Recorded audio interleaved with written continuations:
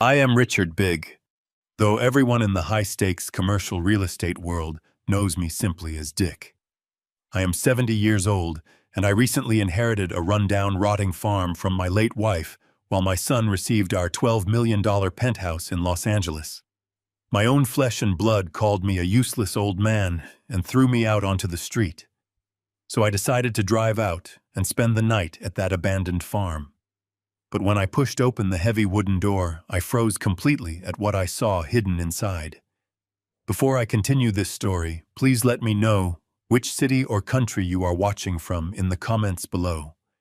It brings a lot of warmth to this old man's heart to know where my listeners are joining me from. And please hit the like button and subscribe to the channel.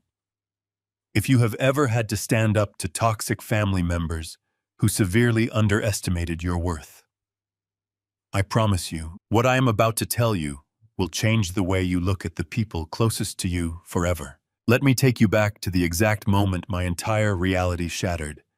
It was a gloomy Tuesday morning, exactly 3 weeks after I buried my beautiful wife, Sarah.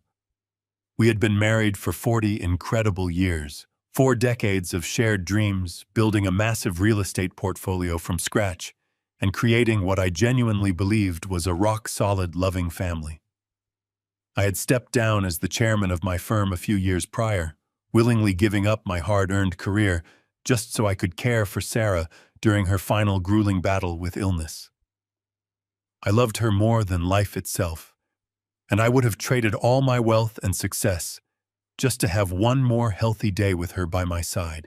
I was sitting in the freezing glass-walled office of our longtime estate attorney, Gregory Pierce. The room felt sterile and lifeless, completely devoid of the warmth that Sarah always brought into any room she entered. Across the heavy mahogany conference table sat my son Cameron and his wife Monica. They were dressed in immaculate, custom-tailored designer clothing, checking their expensive watches, and looking more like they were preparing for an exclusive red carpet event than mourning the recent loss of a mother. I sat there, in my simple black suit, feeling the heavy exhaustion of grief weighing down my bones. I expected this reading of the will to be a simple, mundane formality. Sarah and I had always discussed our estate planning together over morning coffee. I assumed the core assets would remain in my control to manage until my time eventually came, and then it would seamlessly pass down to Cameron. Gregory cleared his throat, adjusting his reading glasses as he looked down at the thick stack of legally binding documents. His voice was completely flat and monotonous, entirely detached from the emotional bomb he was about to detonate in the middle of that room. He started by reading the clause regarding our primary residence, the $12 million luxury penthouse in downtown Los Angeles. I knew that property inside and out. I had paid for it in pure cash 10 years ago, designing every single inch of it alongside Sarah so it could be our perfect forever home with panoramic views of the city skyline. Gregory stated clearly, reading the precise legal jargon without any hesitation, that full ownership and title of the Los Angeles penthouse was to be transferred immediately to Cameron and Monica. I blinked hard, genuinely believing that my 70-year-old ears were playing a cruel trick on me. I waited for Gregory to correct himself to mention my life estate, or at least my continued right to reside in the home I bought. But he did not. He just kept reading, moving right past it, as if my 40 years of marriage and financial contributions meant absolutely nothing. And then he reached the portion of the will regarding my inheritance. According to the document, I, the man who had loved, protected, and provided for Sarah every day of her adult life, was left with nothing but an abandoned, rotting farm out in Ojai. It was a desolate, overgrown piece of property, a full 2 hours away from the city, a barren plot of dirt we had acquired years ago and completely forgotten about. I leaned forward slowly, my hands gripping the armrests of my leather chair so tightly that my knuckles turned white. I looked at Gregory, my voice trembling with a chaotic mixture of deep grief and absolute confusion. I asked him politely to stop reading, asking if there was some sort of clerical mistake, some drafting error that had accidentally swapped the names. Before Gregory could even open his mouth to answer my question, Cameron lunged across the large table and violently snatched the document right out of the attorney's hands. He let out a sharp, arrogant laugh that echoed off the cold glass walls of the office. In that single terrifying second, the mask of the grieving, supportive son completely vanished. He looked at me and his eyes were filled with pure, unadulterated disdain. I will never forget the absolute coldness in his stare, a stare that made my blood run cold. You heard the man Dad Cameron said, his voice dripping with venomous condescension. The penthouse is ours now. There is no mistake. Mom finally saw things clearly before she died. She knew you were losing your edge, losing your mind. And frankly, a useless old man like you has no business living in a $12 million property. The room started spinning. The boy I had taught to ride a bike, the son I had proudly put through the finest business schools in America. The child I had sacrificed my own sleep to comfort when he was sick, was looking at me like I was a piece of garbage taking up space.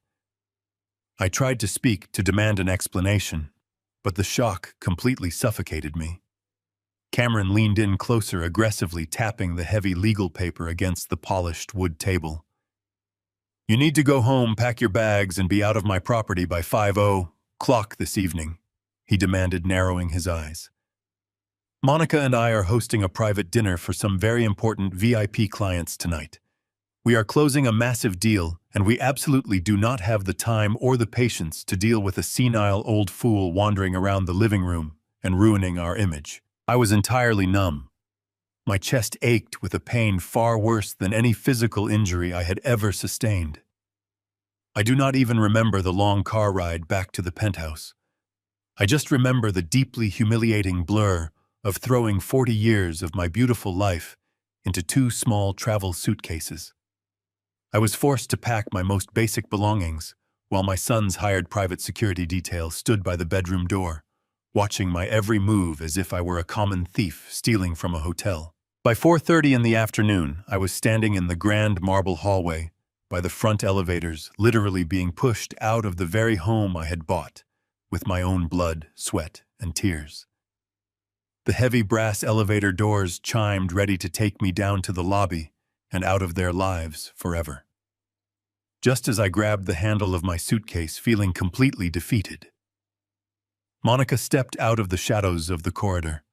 She wore a sickening, victorious smirk that made my stomach churn. She reached into the pocket of her expensive designer blazer and shoved a small unmarked prescription bottle roughly into my hand. Sarah's dying wish, Monica whispered, leaning uncomfortably close to my ear so the security guards could not hear. Take 2 a day for your heart, old man. Have a safe drive to nowhere.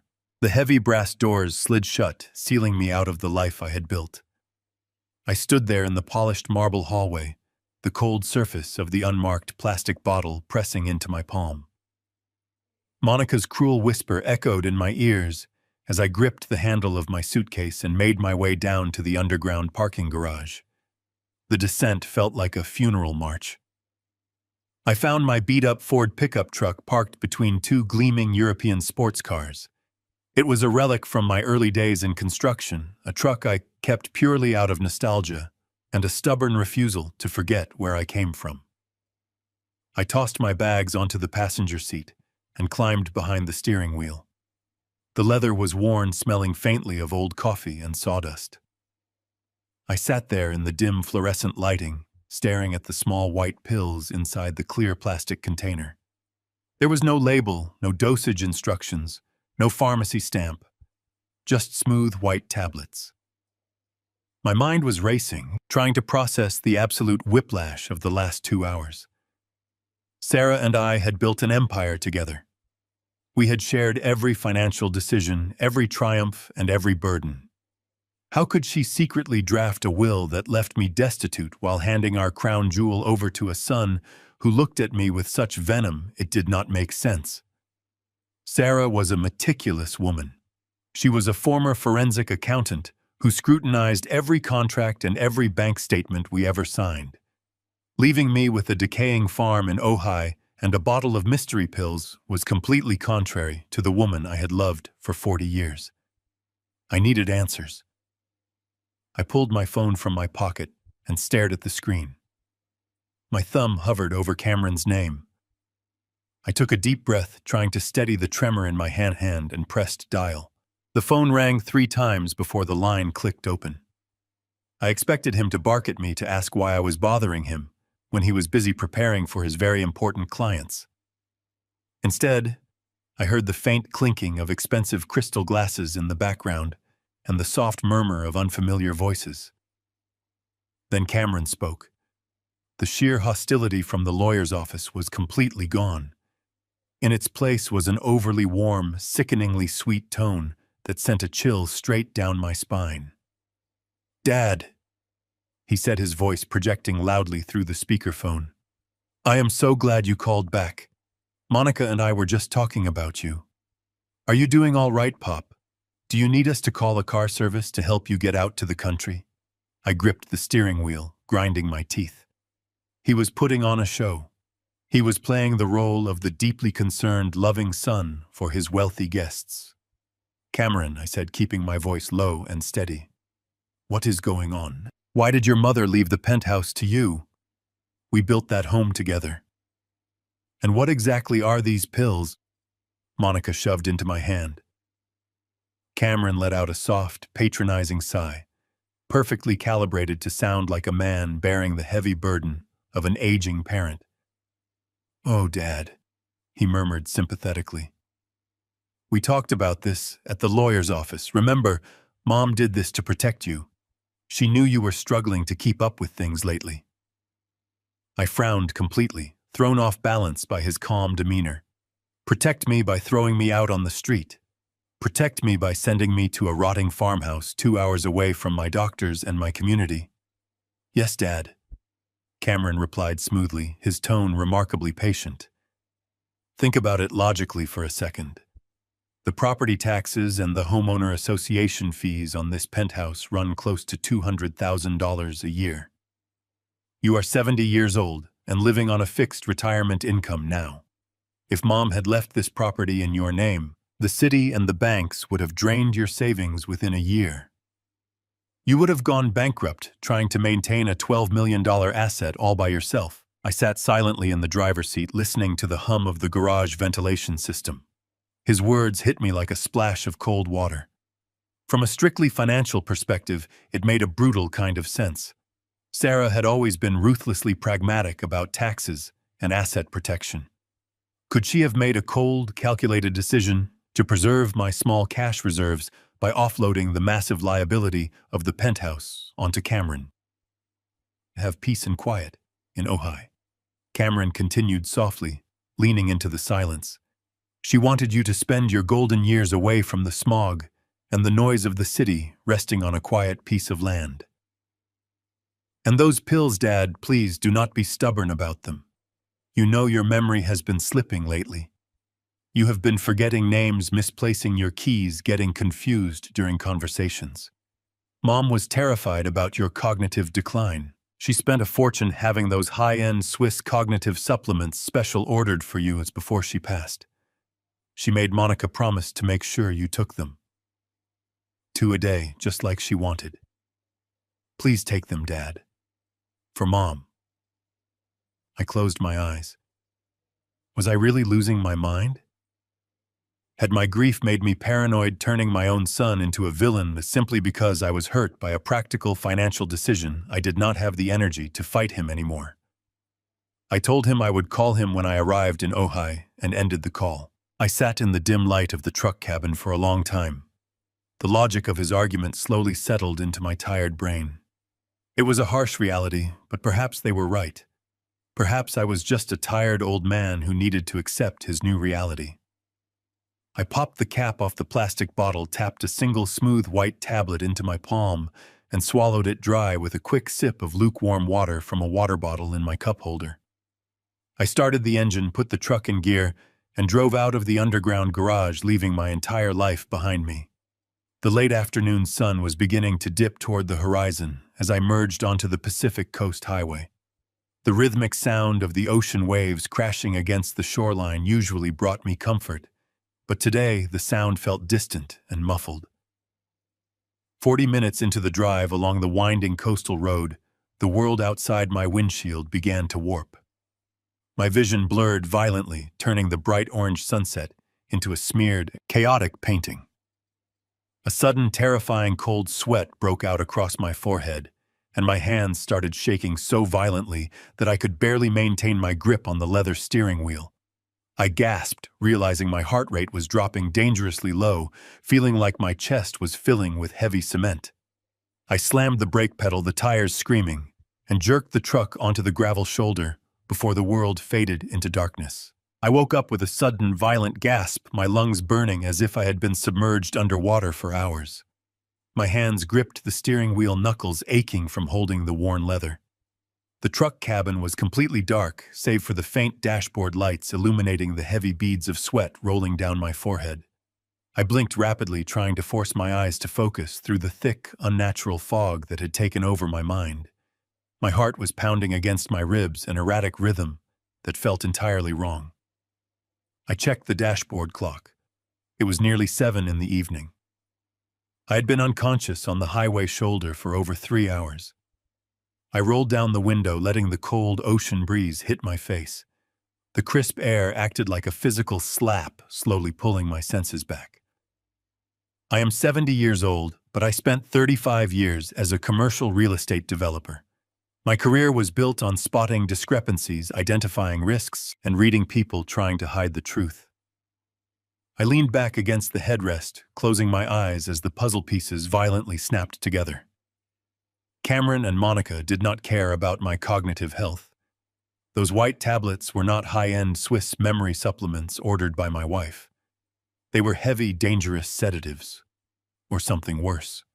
They had deliberately handed me unmarked narcotics right before I merged onto a treacherous, winding coastal highway. If my reflexes had been even a fraction of a second slower, my truck would have plummeted off the cliffs and into the ocean. It would have looked like a tragic accident, a grieving, senile old man who lost control of his vehicle. I reached into the passenger seat, my trembling fingers finding the plastic bottle. A surge of pure anger washed over me, burning away the remaining fog in my mind. I hurled the bottle into the darkness. I listened to it clatter against the rocks and disappear into the crashing waves. I took a deep breath, gripped the gear shift, and pulled my truck back onto the highway. I was no longer a confused, grieving widower. I was a man who had just survived an attempted execution by his own flesh and blood. The rest of the drive inland was a blur of dark, winding roads. I left the ocean behind, navigating the steep routes deep into the Ojai Valley. By the time my GPS indicated I was approaching the property, the sun had dipped below the mountain ridgeline, casting long, eerie shadows. I turned off the paved road and onto a rugged dirt driveway entirely choked with overgrown weeds. The branches of dying oak trees scraped aggressively against my truck as I crept forward. After a mile, the dense tree line broke, revealing the property Sarah had left me. I shifted into park and stared through the dusty windshield. It looked like a setting from a cheap horror movie. The main farmhouse was a decaying structure. The porch roof had caved in, the wooden siding was rotting, and every window was either boarded up or shattered. Tall grass swallowed the front steps, and a rusted tractor sat abandoned in the side yard. It was a desolate wasteland. This was the peace and quiet Cameron had smugly talked about. A property so worthless that no one would ever come looking for me. I stepped out, the crunch of dry gravel echoing in the stillness of the valley. The air here was entirely different from the coast. It was dry still and completely devoid of life. I grabbed a heavy metal flashlight from behind my seat to cut through the encroaching darkness. I walked around the perimeter of the farmhouse, shining the light over the collapsed roof and cracked foundation. Evaluating properties was practically woven into my DNA. I automatically started assessing the structural integrity, foundation, settling, and roof load. The house was beyond repair. It was a complete teardown. There was no logical reason for Sarah, a brilliant forensic accountant, who managed our assets with ruthless precision, to hold on to a dead property like this for a decade. It made zero financial sense. She hated dead assets. She hated paying taxes on useless land. Why would she secretly keep this ruin And why would she specifically single it out to be my sole inheritance? I continued walking past the main house, my boots crunching over dead branches and scattered debris. The property extended far back into a dense cluster of towering trees. As I moved away from the farmhouse, my flashlight beam swept across the ground, and I stopped dead in my tracks. My developer instincts, honed over 3 decades of inspecting construction sites, flared violently to life. The narrative Cameron had spun was falling apart right beneath my feet. The driveway leading up to the main house was covered in years of untouched, overgrown brush. But the path leading past the house, curving toward the back of the property, was different. I crouched down, shining the light directly onto the dirt. The earth here was deeply compacted and heavily rutted. These were not the tracks of a lost hiker or a wandering local. These were fresh, deep, heavy-duty truck tire tracks, the kind made by commercial utility vehicles carrying massive payloads. And there were dozens of them, overlapping each other, creating a clear, recently used road right through the mud. I stood up, my heart beginning to race again, but this time not from the sedatives. I followed the heavy tracks, letting them guide me deeper into the property. The trees parted again, revealing a massive looming structure situated at the very back of the lot. It was a large corrugated metal barn. The exterior was cleverly painted and weathered to look just as abandoned and rusted as the main farmhouse. It blended in perfectly with the desolate environment. But as I walked closer, shining my light along the side of the structure, my breath caught in my throat. Running down the side of an old wooden utility pole hidden in the trees was a thick black electrical cable. I followed the cable with my flashlight as it swooped down and connected directly into the side of the rusted barn. It was a brand new industrial-grade 3-phase power line.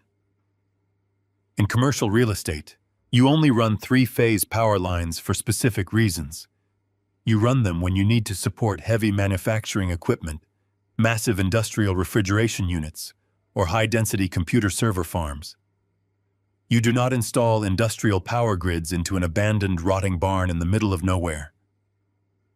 I slowly lowered my flashlight, stepping closer to the massive metal doors of the barn. The air around the structure felt different.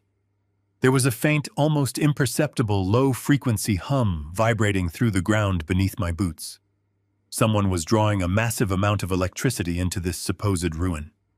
Why is there a brand-new industrial-grade 3-phase power line running into an abandoned barn? And why are there fresh, heavy-duty truck tire tracks heading straight for the back of the property? I had to find out what was inside. I turned away from the heavy metal doors of the mysterious barn and slowly made my way back toward the decaying farmhouse. The crisp evening air had grown noticeably colder as night fully descended upon the quiet Ojai Valley. My heavy work boots crunched softly over the dry, overgrown weeds and deeply cracked earth. I needed to get inside the main house immediately. I needed to sit down in a secure place and mentally process the sheer magnitude of the baffling anomalies I had just uncovered out back. I approached the wooden porch and forcefully pushed open the front door of the main house. Its severely rusted hinges shrieked violently into the otherwise quiet night, sounding eerily like an injured animal crying out in the dark. The interior of the house smelled intensely of stale dust, spreading dry rot, and countless years of absolute unforgiving neglect. I stepped inside and swept the bright beam of my heavy metal flashlight across the desolate living room. The faded, floral wallpaper was peeling off the walls in long, yellowed strips, and the uneven floorboards groaned loudly under my shifting weight. There was a single tattered armchair sitting perfectly in the center of the dark room, covered completely by a thin white sheet that had turned a sickly gray color with age. I reached out and pulled the dirty sheet away, sending a thick cloud of dust particles into the stale air, and sank heavily into the worn cushions. My mind was spinning relentlessly. The industrial 3-phase power line, the fresh heavy-duty tire tracks in the mud, the completely uncharacteristic behavior of my highly organized, pragmatic late wife. Absolutely none of it made any logical sense yet. All these hidden clues pointed directly to something massive and highly secretive being hidden right here on this forgotten piece of land. Before I could even begin to piece together a rational theory, the sudden shrill ringing of my cell phone violently shattered the dead silence of the isolated farmhouse. I flinched physically, my tired heart suddenly jumping directly into my throat. The sudden digital noise was absolutely deafening in the empty, echoing room. I quickly pulled the phone from my jacket pocket, fully expecting to see Gregory, the cold estate attorney, calling to arrogantly finalize some leftover legal paperwork from the morning. Instead, the bright glowing screen displayed a name that instantly made my blood run entirely cold. It was Monica, my incredibly cruel daughter-in-law. The exact same woman who just a few short hours ago had shoved a suspicious bottle of heavy sedatives directly into my hand and practically kicked me out onto the street with a vicious, triumphant smirk on her face. Why on earth would she be calling me now, deep into the evening? I stared blankly at the glowing screen as the phone vibrated repeatedly against my palm. Every single survival instinct I had, painstakingly developed over 3 decades in the cutthroat commercial real estate industry, screamed at me not to answer her call. But a deeper, much more strategic voice in my head firmly told me to pick it up immediately. I needed to know exactly what she wanted. I cleared my throat forcefully, forcing my tense facial muscles to relax, and slowly swiped the green button to accept the unexpected call. I brought the digital device up to my ear and let out a soft, tired greeting. I barely recognized the distinct voice that responded on the other end of the line. Dad. Oh, thank goodness you finally answered the phone. Did you make it there safely? Monica asked breathlessly. Her vocal tone was completely unrecognizable to me now. The venomous, icy condescension from the luxury penthouse hallway was entirely gone. In its place was an overly sweet, highly frantic, and almost desperate level of parental concern. Her voice was pitched artificially high, fluttering with a feigned, dramatic anxiety that instantly made my skin crawl with discomfort. It was a calculated performance, a terribly transparent and poorly acted one, but I decided to play along with her twisted game. Yes, Monica, I muttered softly, intentionally making my voice sound incredibly slow, weak, and extremely heavy. I made it. I am currently inside the farmhouse. Oh, I am so incredibly relieved, she continued, speaking entirely too fast for a normal conversation. Listen, Dad. I was just wondering. Have you walked around the outer property yet? Did you happen to go into the old barn out back? Mom always talked fondly about that specific barn. Did she perhaps leave anything interesting in there for you? Did you open the big doors? The aggressive specificity of her rapid-fire questions hit me like a physical, heavy blow to the stomach. She did not actually care if I had miraculously survived the treacherous drive down the highway. She did not care about my failing health or my deep grief. She only cared about the barn. The very same barn secretly connected to a massive industrial power grid. I knew instantly that this sudden phone call was a carefully constructed trap. If I told her the absolute truth, if I foolishly told her I saw the fresh tire tracks and the thick electrical cables, I would undeniably be signing my own death warrant tonight. I needed to make her confidently believe that her cruel pharmacological plan had worked flawlessly. I needed her to firmly believe that I was exactly what Cameron had arrogantly called me earlier today. A clueless, useless old man who posed zero threat. I slouched much deeper into the dusty armchair, pressing the phone tightly against my ear, and let out a long, pathetic groan. I slurred my carefully chosen words, heavily dragging out my syllables to sound utterly exhausted, mentally defeated, and deeply confused. No, Monica, I mumbled weakly, forcing my vocal cords to tremble realistically. I did not go outside at all. I am so incredibly tired right now. Those special pills you generously gave me earlier. They made me so incredibly dizzy on the road. My vision is entirely blurred right now. I can barely even stand up straight without falling over. I just dragged my heavy body into the living room and collapsed into a chair. I think I am going to sleep for a solid week. I cannot even begin to think about walking out into the dark to explore some old barn right now. I just need to close my heavy eyes and rest my body. There was a sharp, sudden, and highly calculating pause on the other end of the telephone line. I could distinctly hear her breathing rapidly, calculating her next strategic move in the dark. When she finally spoke again, the frantic, desperate edge in her voice had completely vanished, replaced quickly by a smooth, chillingly dark satisfaction. "Oh, Dad, I am so deeply sorry. The long drive took so much out of your system," she cooed softly, sounding deeply and genuinely relieved by my fake symptoms. "You just rest now. Do not worry about exploring the property tonight. Just stay securely inside the house and sleep deeply. We will talk again in a few days. Goodbye." The line instantly went dead. She did not say she loved me. She did not offer to drive up and check on me. She just coldly hung up, entirely satisfied that the heavy, unmarked sedatives had done their sinister job perfectly. I lowered the silent phone slowly, staring blankly into the dark, empty room. The terrifying pieces were finally locking into a cohesive place. The mysterious pills were specifically meant to incapacitate my body, to keep me entirely out of the way, or perhaps to make absolutely sure I never woke up from my sleep at all. They wanted me to be completely physically helpless tonight. I stood up slowly from the dusty armchair, my sharp mind racing wildly with terrifying, dangerous possibilities. If Monica was so desperately concerned about whether or not I had entered that specific barn, it meant there was something incredibly valuable hidden inside it that she and my treacherous son desperately needed tonight. Something they were more than willing to chemically drug me for. I walked slowly across the loudly creaking floorboards, moving quietly toward the front of the isolated farmhouse. The large bay window in the front living room was heavily covered in decades of thick grime and featured several large, dangerous cracks running diagonally through the fragile glass.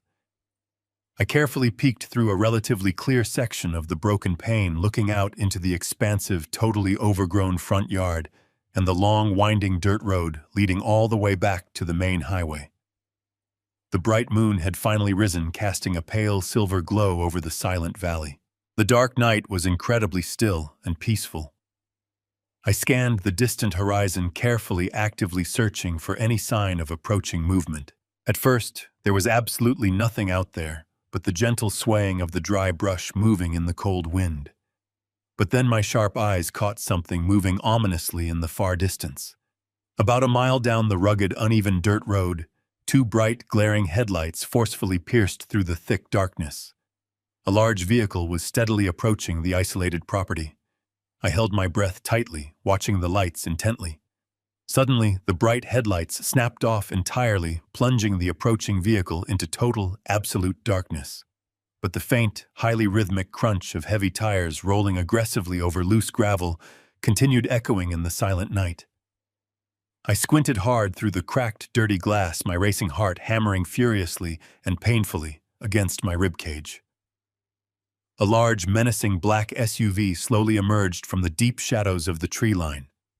It was creeping deliberately toward the farmhouse at a predatory, agonizingly slow pace, operating entirely in stealth mode without any lights. They had not come all this way just to check on my physical well-being. They had come to violently finish the job. The massive black vehicle rolled to a silent stop near the edge of the overgrown gravel driveway, barely 100 yards from the decaying front porch where I stood hidden behind the cracked glass. The engine was cut immediately. They sat in the dark, observing the farmhouse, waiting for a response. My heart was thumping a frantic rhythm against my ribs, but my mind rapidly shifted into a state of cold, calculated survival. My immediate urge was to dial 911 and beg the local authorities to send a patrol car. But I stopped my thumb. Cameron was not just a greedy, entitled son anymore.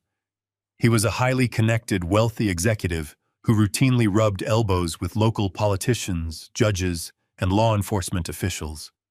He funded political campaigns across Southern California. If I called the local police in a panic, claiming my son sent hitmen to a remote farm, it was entirely possible the responding officers were already on his payroll. Or worse, They would simply write me off as a delusional old man suffering from a severe cognitive breakdown, exactly the narrative Monica had been planting. I could not risk placing my life in the hands of strangers who might be bought and paid for. I needed someone I could trust implicitly. I needed someone who knew how to handle a violent, life-threatening situation in the dead of night. I scrolled quickly past the emergency numbers on my phone and found the contact for Victor. Victor and I had been best friends for over 40 years. Before entering the private security sector, he spent 2 decades as a highly decorated reconnaissance Marine serving in the most hostile environments on the planet. If anyone knew how to handle a tactical ambush, it was him. I pressed the call button and lifted the phone to my ear, keeping my breathing shallow. The line rang only twice before he answered. His voice was gravelly and alert. I did not waste a single second on pleasantries. "Victor," I whispered into the receiver, my voice trembling slightly. "I am in serious trouble. I am out at the old Ojai property, the one Sarah bought years ago. There is a black vehicle parked right outside the tree line operating entirely in stealth mode. They killed their headlights before pulling up, and they are just sitting there. I think Cameron sent them to get rid of me." There was absolute silence on the other end. Victor did not ask if I was joking. He did not ask if I was overreacting to the shadows. He simply processed the tactical information instantly. "Give me your exact coordinates, Dick," he said, his tone shifting into icy military efficiency. I recited the address from memory, my eyes never leaving the vehicle outside. "I am 20 minutes away if I push the engine," Victor replied. "Do not engage them under any circumstances. Keep your phone silent, stay out of sight, and find a heavy weapon, just in case they breach the perimeter before I arrive. I am on my way." He hung up. I slipped the phone into my jacket pocket and slowly backed away from the front window, placing each footstep with agonizing care to avoid the creaking floorboards. I needed a weapon, something heavy and solid that could do actual damage if I was forced into a physical confrontation. I moved silently through the dark hallway toward the rear of the house, letting my memory of the floor plan guide my movements. The kitchen was a desolate space bathed in the pale moonlight filtering through dirty back windows. I ran my hands over the decaying countertops and opened a few rusted drawers, finding nothing but brittle wood and ancient dust. Then my foot brushed against something cold and solid resting on the floor near the door. I crouched down and swept my hand over the linoleum, my fingers wrapping around a heavy iron crowbar. It was covered in rust and old paint left behind by whoever boarded up the house years ago, but it was perfectly balanced and incredibly dangerous in the right hands. I gripped the cold iron tightly, feeling a sudden surge of adrenaline flood my tired muscles. I was 70 years old, but I was absolutely not going to simply lie down and let my incredibly ungrateful son order my execution without putting up a brutal, bloody fight. I pressed my back against the kitchen wall and carefully reached for the brass handle of the rear door. It was stiff fighting against my grip, but I applied steady pressure until the latch finally clicked open with a barely audible metallic pop. I eased the door open just wide enough to slip my body through the narrow gap and stepped quietly out into the freezing night air. The backyard was heavily overgrown with thick brush and tall, dead grass, providing me with excellent natural cover. I crouched down low, letting the dense vegetation conceal my silhouette, and slowly maneuvered my way around the side of the house toward the front driveway. I moved with agonizing caution, ensuring my heavy boots did not snap any dry twigs. When I finally reached the corner of the rotting porch, I peered carefully through the bushes. The doors of the black vehicle quietly swung open. 2 men stepped out onto the gravel. They were not common street thugs or cheap local criminals. They were dressed in high-end black tactical gear from head to toe. They wore heavy Kevlar vests, dark combat boots, and black fabric masks that completely covered their faces. In their hands, they carried sleek firearms equipped with long cylindrical sound suppressors.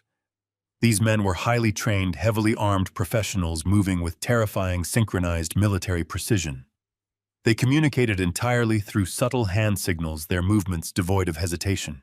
One of the men reached into a tactical pouch on his chest and pulled out a complex electronic device. Even from my hidden vantage point, I recognized the distinct glowing interface of a biometric bypass scanner. It was a highly specialized piece of equipment used exclusively by high-level security firms to hack into advanced digital locking mechanisms. Why would a hit squad need a biometric scanner to break into a decaying farmhouse? The terrifying answer presented itself almost immediately. The two armed men did not turn toward the front porch.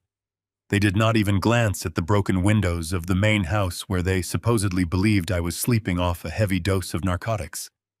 Instead, they completely bypassed the residential structure, turning their backs to the farmhouse entirely.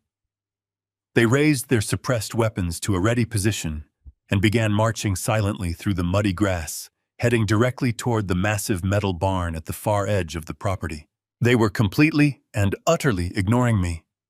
They were going straight for whatever my wife Sarah had hidden behind those heavy doors. I tightened my grip on the rusted iron crowbar, my breathing shallow and controlled. I waited until they were 50 yards ahead, their dark figures blending into the night, before I stepped out from the dense brush. I lowered my center of gravity and began to follow them into the darkness, stepping precisely in their muddy footprints to avoid making a sound. The cold night air bit into my lungs as I crept forward, keeping my boots firmly planted in the deep impressions left by the armed intruders. The tall, dying grass brushed against my dark jacket, but I moved with agonizing slowness to ensure not a single blade snapped under my weight. 50 yards became 15. I could clearly see the faint green lights on their tactical vests. They were standing right in front of the massive corrugated metal doors of the barn, speaking to each other in hushed, clipped tones. One adjusted the biometric scanner near the doorframe, while the other kept his suppressed weapon raised. My grip on the rusted iron crowbar was so tight my forearms cramped. I was 70 years old. I was in good shape, but pitting myself against two highly trained professionals in their physical prime was practically suicide. Yet the thought of Cameron sending ghosts to murder me completely erased my fear. I was about to step out from behind a rotting tractor tire to swing the heavy iron bar at the nearest guard when a sudden silent shadow detached itself from the dense tree line to my right. A large hand clamped down firmly over my mouth, and an incredibly strong arm pinned my chest against the cold metal. I thrashed wildly for a split second before a familiar gravelly voice whispered directly into my ear. "It is just me, Dick. Stay perfectly still." Victor had arrived. He let go of my mouth and crouched beside me in the mud. He wore dark clothing and moved with a ghostly fluidity that defied his age. He did not ask me if I was okay. He simply analyzed the tactical layout in front of us with cold, clinical precision. "Two Tango's heavy armor suppressed rifles," Victor whispered, his eyes locked onto the targets. "We take them simultaneously on my mark. I take the one on the left. You take the right. Do not aim for the head or chest, they have Kevlar. Aim for the back of the knees, drop them to the dirt, and I will handle the rest. Do you understand?" I nodded, my heart hammering a furious rhythm against my ribs. I tightened my sweaty grip on the heavy iron crowbar. Victor held up 3 fingers in the pale moonlight. Then 2, then 1. We moved out of the brush like twin shadows. The element of absolute surprise was our only advantage. I rushed forward, closing the gap with a burst of desperate adrenaline I did not know I possessed. The guard on the right heard the crunch of gravel beneath my boots and began to pivot, bringing his weapon up toward my chest. But he was just a fraction of a second too late. I swung the rusted crowbar with all my strength, aiming low exactly as Victor had instructed. The heavy iron collided with the back of the man's right knee with a sickening, wet crunch. The guard let out a muffled, agonizing grunt as his leg completely buckled beneath him, dropping him instantly to the muddy ground. His weapon slipped from his hands, clattering harmlessly against the barn. Before he could attempt to recover, Victor was finishing his target. Victor had closed the distance in absolute silence, wrapping his massive forearm around the first guard's neck in an inescapable chokehold, while simultaneously sweeping the man's legs out from under him. The guard thrashed violently, but the former Marine held him in a vice grip that entirely cut off the blood flow to his brain. Within 10 seconds, the man went completely limp, dropping into the mud like a discarded ragdoll. My target was still writhing on the ground, frantically reaching for a tactical knife strapped to his thigh. I stepped forward heavily, slamming the heel of my thick work boot down onto his wrist and pinning his hand to the earth. Victor moved with terrifying speed, leaving the unconscious guard and diving onto my target. He delivered a single devastating strike to the side of the man's jaw. The guard's eyes rolled back in his head, and his body instantly went slack. The sudden violent scuffle was over in less than 30 seconds. The night returned to a dead, eerie silence, interrupted only by the ragged sound of my own breathing. I stood there in the dark, my chest heaving violently, staring down at the two unconscious men lying motionless in the dirt at my feet. My arms were shaking uncontrollably from the massive dump of adrenaline, and my knees felt like they were made of water. I leaned heavily against the cold metal siding of the barn, using the rusted crowbar to keep myself upright. Victor did not waste a single second celebrating our miraculous victory. He immediately pulled a bundle of heavy-duty plastic zip ties from his jacket pocket.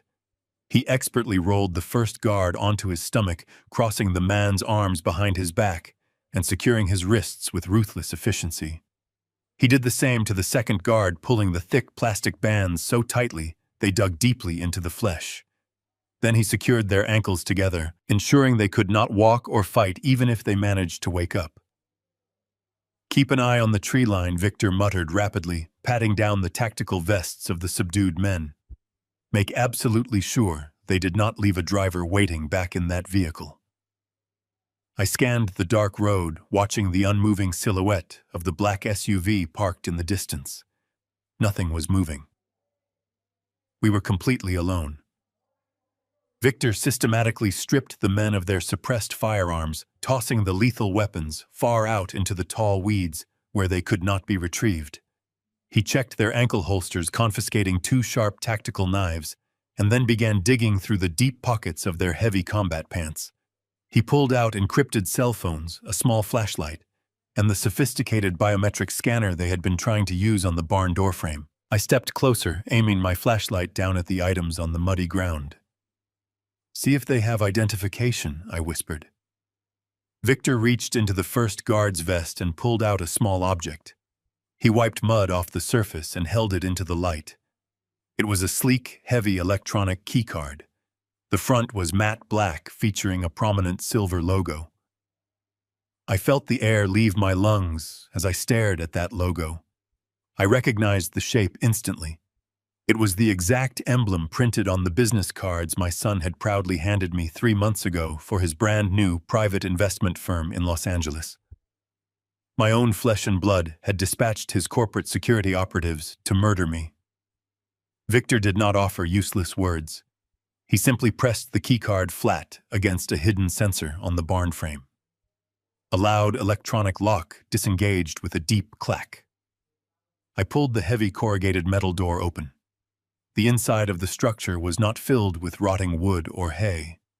I froze completely. Standing 3 feet inside the wooden facade was a massive reinforced steel bulkhead. It looked like the entrance to a military bunker, complete with thick titanium hinges and a glowing digital retinal scanner. I stood frozen in this cold air, staring at the digital retinal scanner mounted beside the steel bulkhead.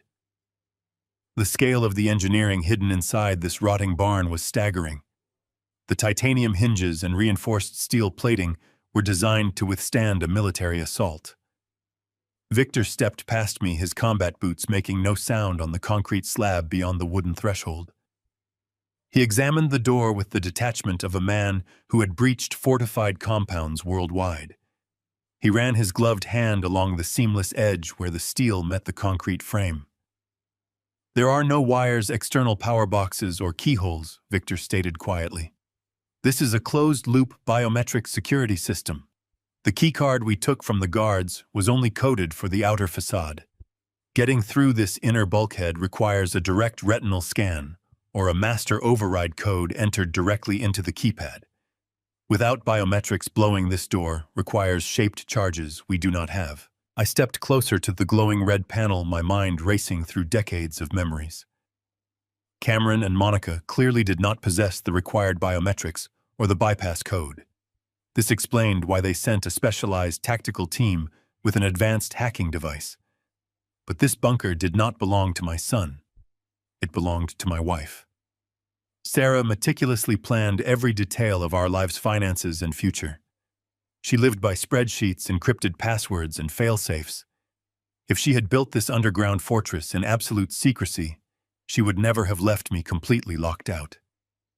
She knew my technical limitations, and she knew I would eventually find my way to this property.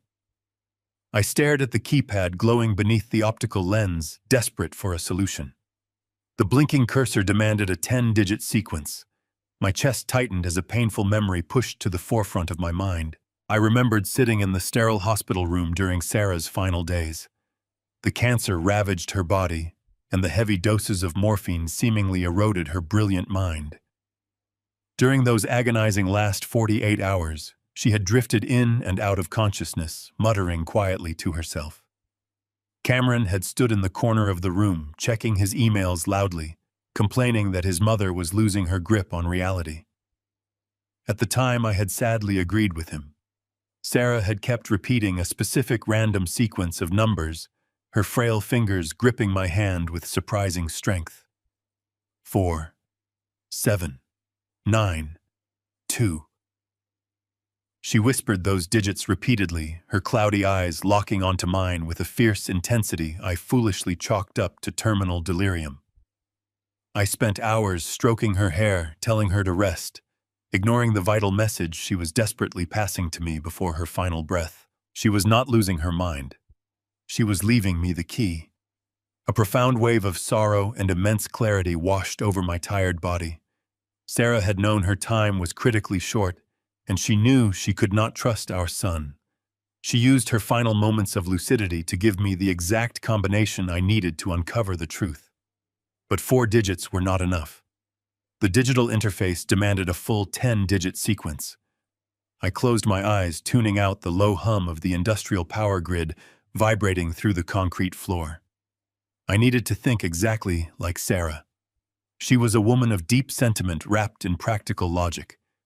If she needed a 10-digit code, I would never forget she would combine her secret numbers with the most important date of our shared lives. Our wedding anniversary. August 14th, 1982, 08-14-1982. That was 8 digits. If I dropped the century, it became a 6-digit sequence. 08-14-802.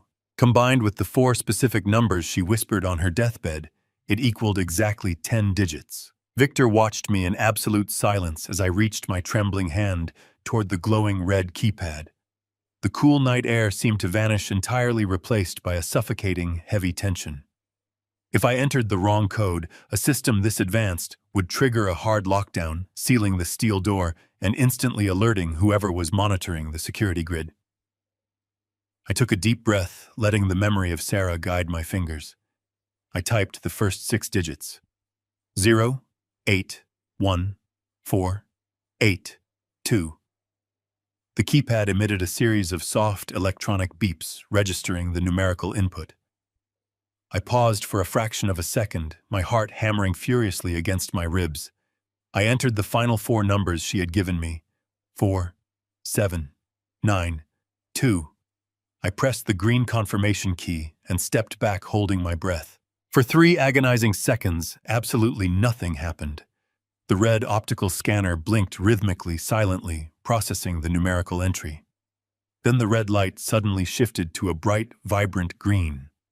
A deep, heavy mechanical thud echoed from within the thick steel wall, followed immediately by the unmistakable hiss of depressurizing hydraulic seals. The titanium hinges groaned loudly as the incredibly heavy bulkhead slowly began to swing outward, releasing a rush of crisp, perfectly chilled air into the dusty outer barn. Victor instantly raised his confiscated tactical knife, stepping protectively in front of me as the heavy door fully opened, but there was no immediate physical threat waiting for us inside the bunker. There was only the steady, rhythmic hum of high-powered electronics. We stepped cautiously over the thick steel threshold and entered a completely different world. The interior of the bunker was a pristine, meticulously clean, climate-controlled environment. The walls were lined with thick soundproofing panels, entirely eliminating the howling wind outside.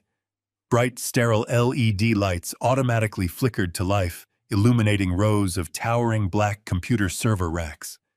Thousands of green and blue lights blinked across the advanced hardware processing a massive amount of encrypted data. Thick bundles of black cables ran seamlessly from the servers into the concrete floor, drawing energy from the hidden industrial power line outside. This was not just a simple storage facility. It was a highly sophisticated multi-million-dollar off-grid data center. Victor swept his tactical gaze across the humming machines, his sharp eyes scanning the room for hidden cameras or silent alarms. At the very back of the long rectangular room, past the endless rows of heavily encrypted servers, stood another massive titanium structure. It was a heavily reinforced walk-in banking vault gleaming under the bright fluorescent lights. The sheer amount of capital required to secretly build and maintain this subterranean infrastructure was absolutely astronomical. But it was not the towering servers or the imposing titanium vault that made my blood run entirely cold. Sitting perfectly centered on a polished stainless steel desk in the middle of the room, directly under a single overhead spotlight, was a pristine white envelope. I walked slowly down the aisle between the humming server racks, my heavy boots echoing loudly against the polished concrete floor. As I approached the desk, the bold, familiar handwriting across the envelope came into sharp, undeniable focus. It was written in thick black ink, addressed simply to me. For my beloved husband, Richard. My hands were shaking so violently that I could barely pick up the pristine white envelope from the polished steel desk.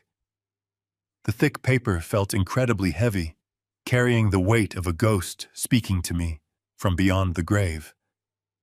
I ran my thumb over my name, tracing the familiar curves of Sarah's elegant handwriting.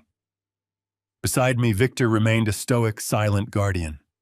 He moved away from the center of the room, positioning himself strategically near the open steel bulkhead, his eyes constantly scanning the dark perimeter of the barn outside. He knew exactly what this moment meant to me, and he was ensuring that I had the uninterrupted time I desperately needed. I took a deep, ragged breath, letting the chilled, filtered air of the bunker fill my burning lungs, and carefully broke the wax seal on the back of the envelope. I unfolded the thick parchment paper. The date at the top of the page was written 3 weeks before she was admitted to the hospital for her final fatal decline. The ink was slightly smudged, as if she had been crying while writing the words. I swallowed the thick knot forming in my throat and began to read. "My dearest William," she began, the words flooding my heart with a profound, agonizing sorrow. "If you are standing in this room, it means my absolute worst fears have been realized. It means I am gone, and it means you have finally followed the breadcrumbs I left behind to uncover the horrible truth about our family. I am so sorry for leaving you in the dark for the past 2 years. I needed to protect you, and the only way to keep you safe from the crossfire was to make you look like a harmless, ignorant old man. Please forgive my deception. I did not build this bunker because I was losing my mind, and I did not alter my last will and testament out of spite or cruelty. I did it because I discovered something truly terrifying about our son, and I needed time to secure our true legacy before he could steal it all and destroy everything we worked our entire lives to build." I gripped the paper tighter, my knuckles turning completely white. Sarah had always been a master forensic accountant, a brilliant woman who could spot a single irregular decimal point in a mountain of financial data. The letter continued, detailing a nightmare I could scarcely comprehend. 2 years ago, Cameron asked me to review the initial financial ledgers for his new private investment firm, Sarah wrote. He thought I would glance at the top-line profits and congratulate him on his newfound success. But I looked deeper. I followed the hidden money trails, William. I tracked the complex routing numbers, the offshore shell companies, and the layered dummy accounts he and Monica were aggressively setting up.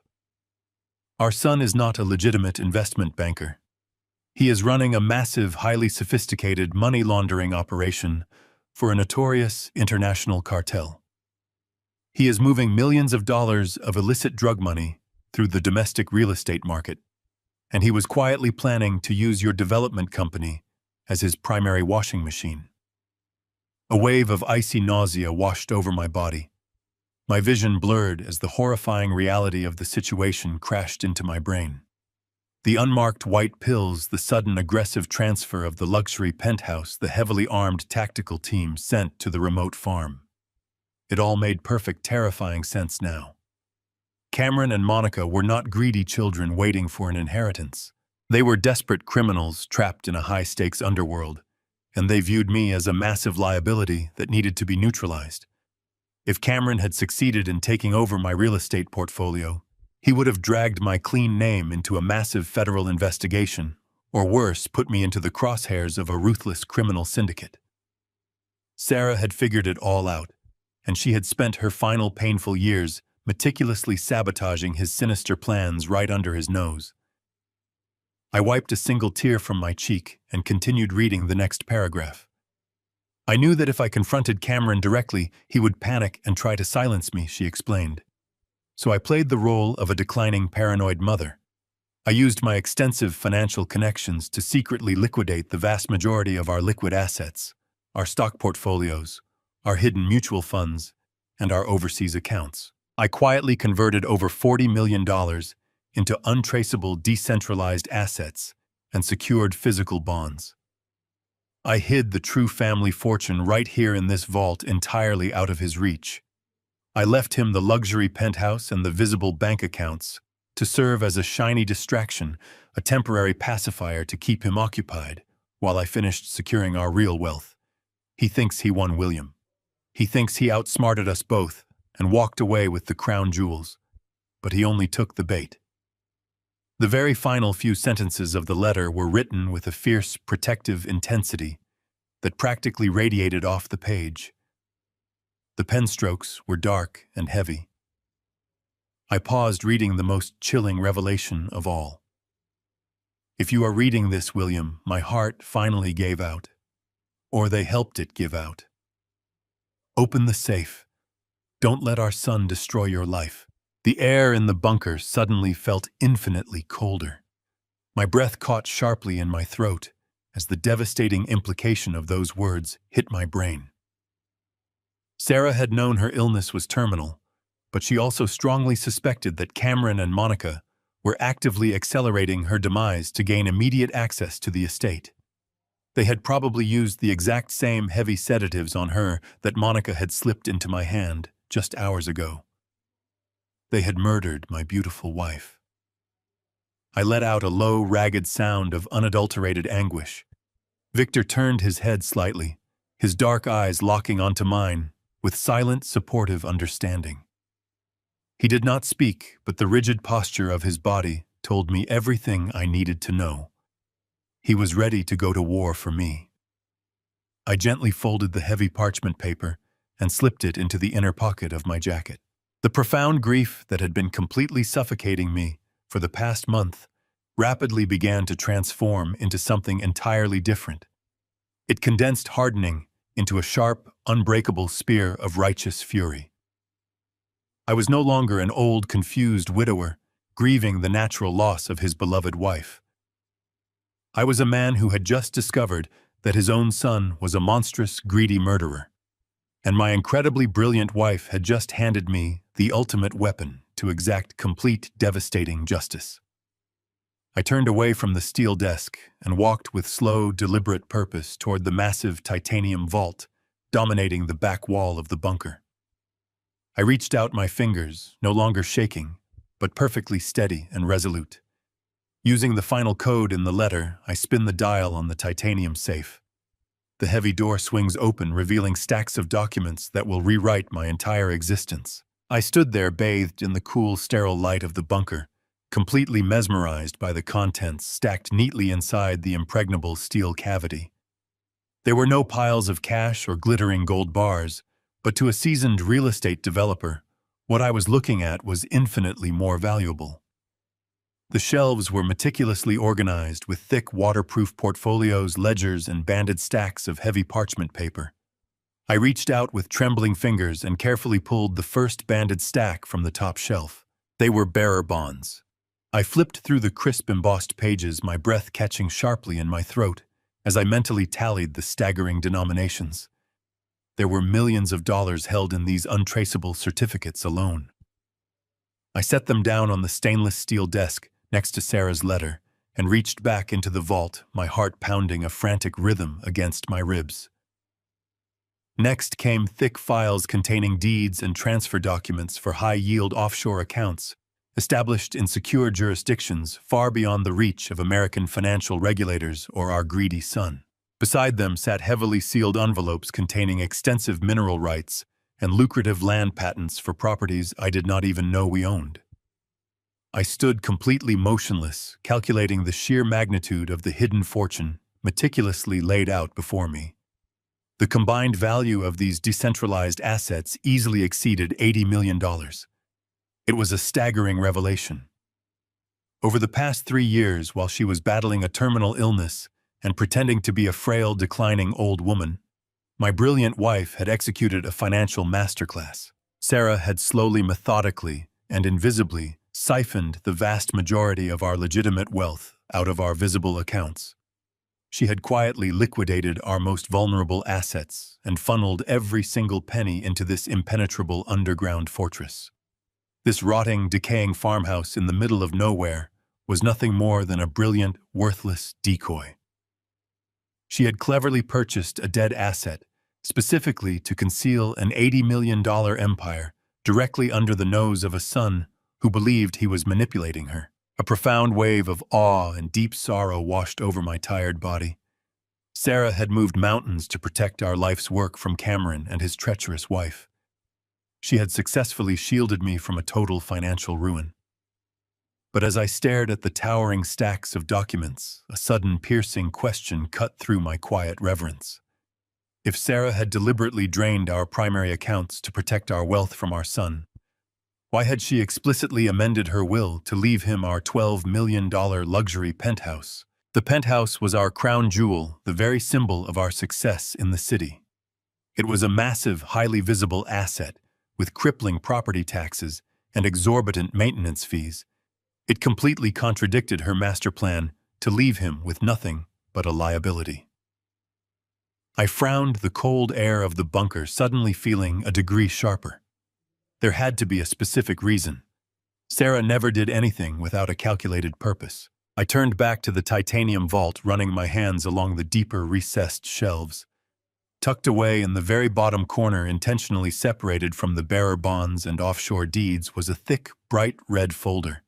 It was marked with a single ominous word written in Sarah's sharp handwriting. Liability. I pulled the heavy red folder from the vault and carried it over to the steel desk. I untied the string closure and flipped open the thick cardboard cover. Inside were dozens of pages of highly detailed, complex forensic accounting ledgers. My eyes scanned the rows of numbers, following the intricate highlighted pathways Sarah had painstakingly mapped out. She had tracked every single financial transaction connected to the luxury penthouse over the last 24 months. What I saw on those pages made my blood run entirely cold, freezing the air in my lungs. The $12 million penthouse was not a free and clear asset. It was fully, dangerously leveraged. Cameron had secretly used his proximity to our accounts and Monica's legal connections to take out multiple massive high-interest loans against the property without my knowledge. But the loans were just the tip of a terrifying, bloody iceberg. Sarah's meticulous notes detailed a horrifying, complex web of illicit financial activity.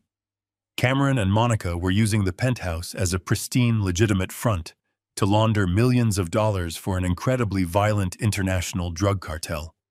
They were filtering dirty money through fake renovations, phantom contractor invoices, and dummy shell companies, all tied directly to the address of our primary residence.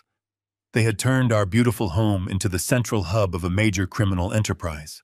The sheer scale of their illegal operation was staggering, and the implications were absolutely devastating.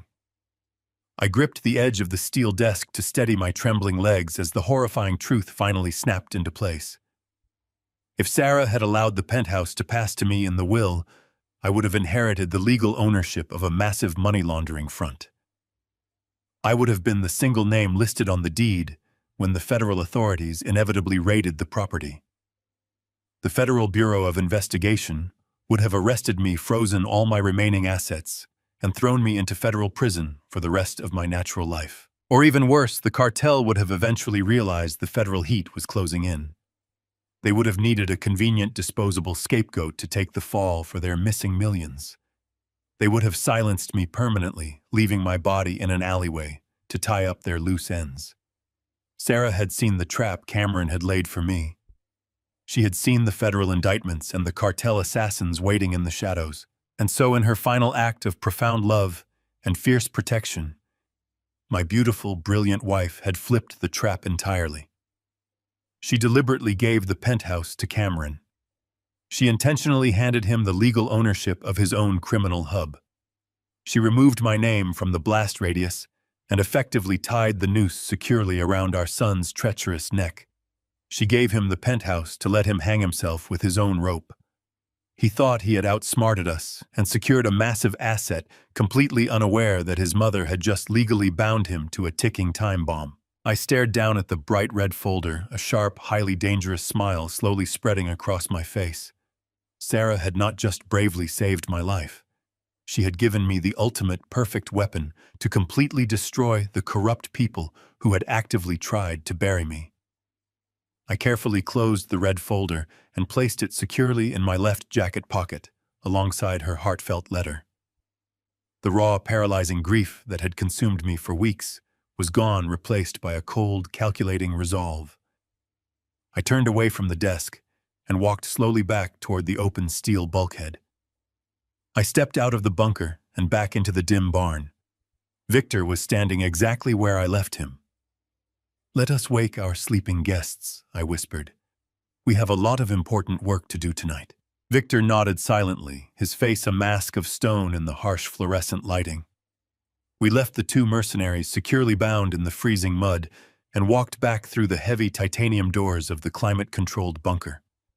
The sheer hum of the towering black server racks seemed entirely different now. It was no longer just the sound of hidden wealth. It was the mechanical heartbeat of Sarah's final desperate attempt to communicate with me from beyond the grave. I set the heavy red folder down on the polished steel desk and turned my attention to the primary computer terminal. Victor moved past me, pulling out a heavy tactical keyboard connected directly to the master server. He typed rapidly, his fingers flying across the keys with the practiced efficiency of a military intelligence officer. Sarah had built an impenetrable digital fortress, but she had also left the front gate wide open for anyone possessing the correct biometric clearance and the bypass code. A bright blue screen flickered to life, illuminating Victor's hardened features. He accessed the primary directory, bringing up a neatly categorized list of encrypted files. There were thousands of financial ledgers, wire transfer receipts, and offshore banking logs. But one specific folder located right on the main desktop stood out immediately. It was labeled with my name, and beneath it was a subfolder simply titled Investigator Files. I leaned over Victor's broad shoulder, my chest tightening with a sudden, overwhelming sense of dread. Sarah had hired a private investigator before she passed away. She knew she was surrounded by vipers, and she needed undeniable concrete proof of their venom. Victor clicked on this folder. A long, detailed list of high-definition video files populated the screen. Each file was meticulously named with specific dates and timestamps. The dates corresponded exactly to the final 2 weeks Sarah had spent trapped in the luxury VIP wing of Cedars Sinai Medical Center. My heart hammered violently against my ribs as a cold, sickening realization began to wash over me. She had ordered her private investigator to secretly install hidden cameras inside her own hospital room.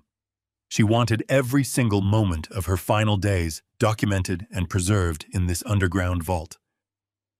Victor glanced up at me, his dark eyes reflecting a deep, silent warning. "Are you absolutely sure you are prepared to watch this?" "William," he asked quietly.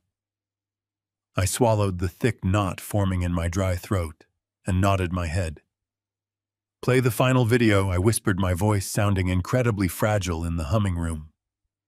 Victor double-clicked the last file on the screen. The video player expanded to fill the monitor. The high-definition footage showed Sarah lying incredibly still in her sterile hospital bed, hooked up to a complex array of medical monitors and intravenous drips. She looked so fragile, so entirely consumed by the brutal illness. The timestamp in the corner indicated it was recorded on a Tuesday evening, barely 3 hours before the hospital officially pronounced her dead. I felt a profound, suffocating sorrow, watching her chest rise and fall with slow, agonizing effort.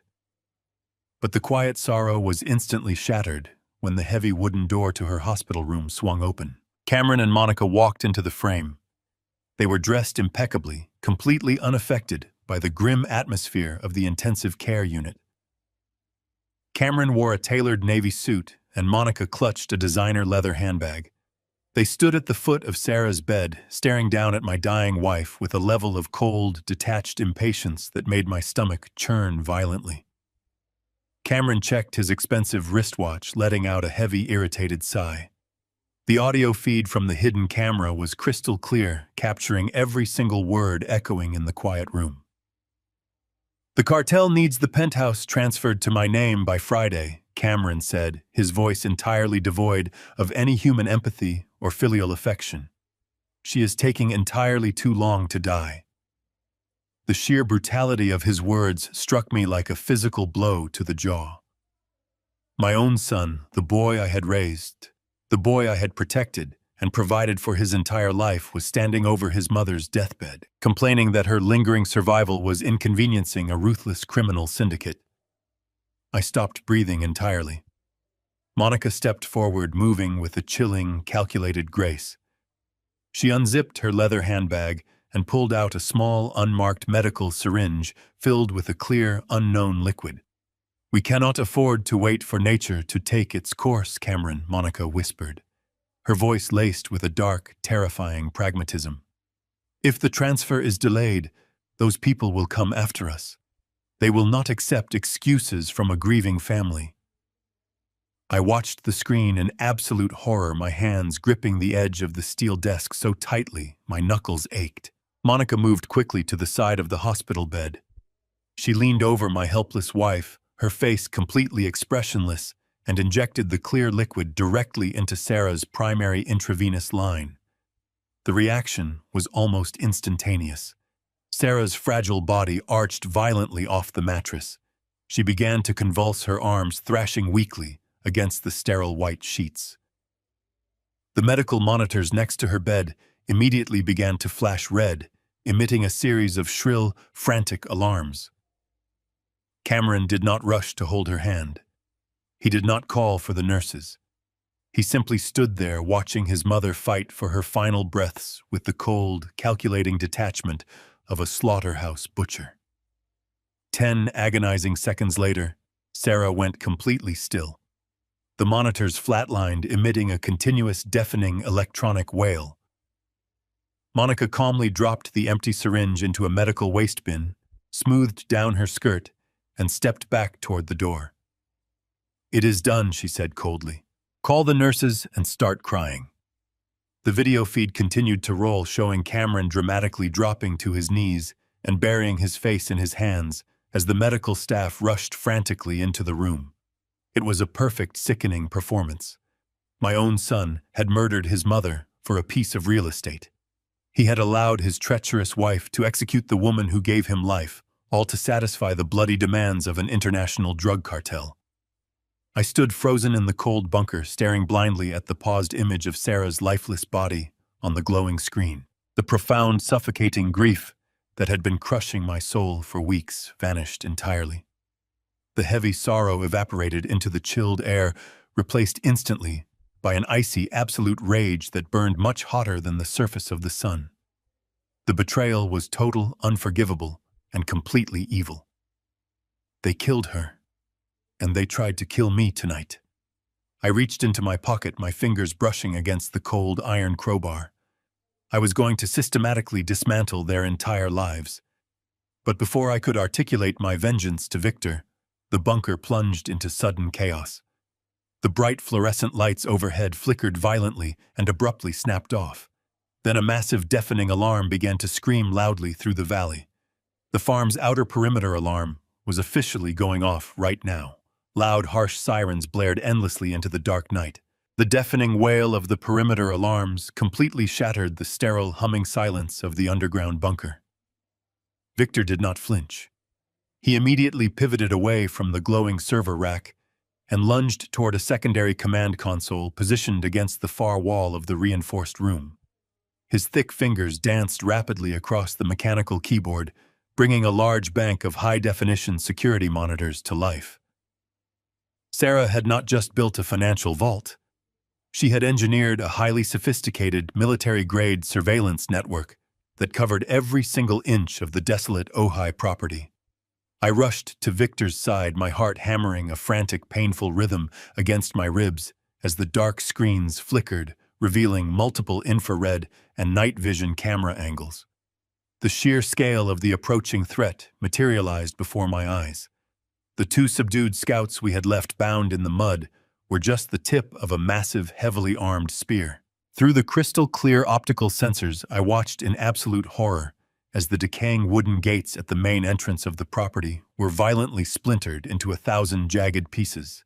4 massive matte black armored sport utility vehicles tore aggressively up the long dirt driveway.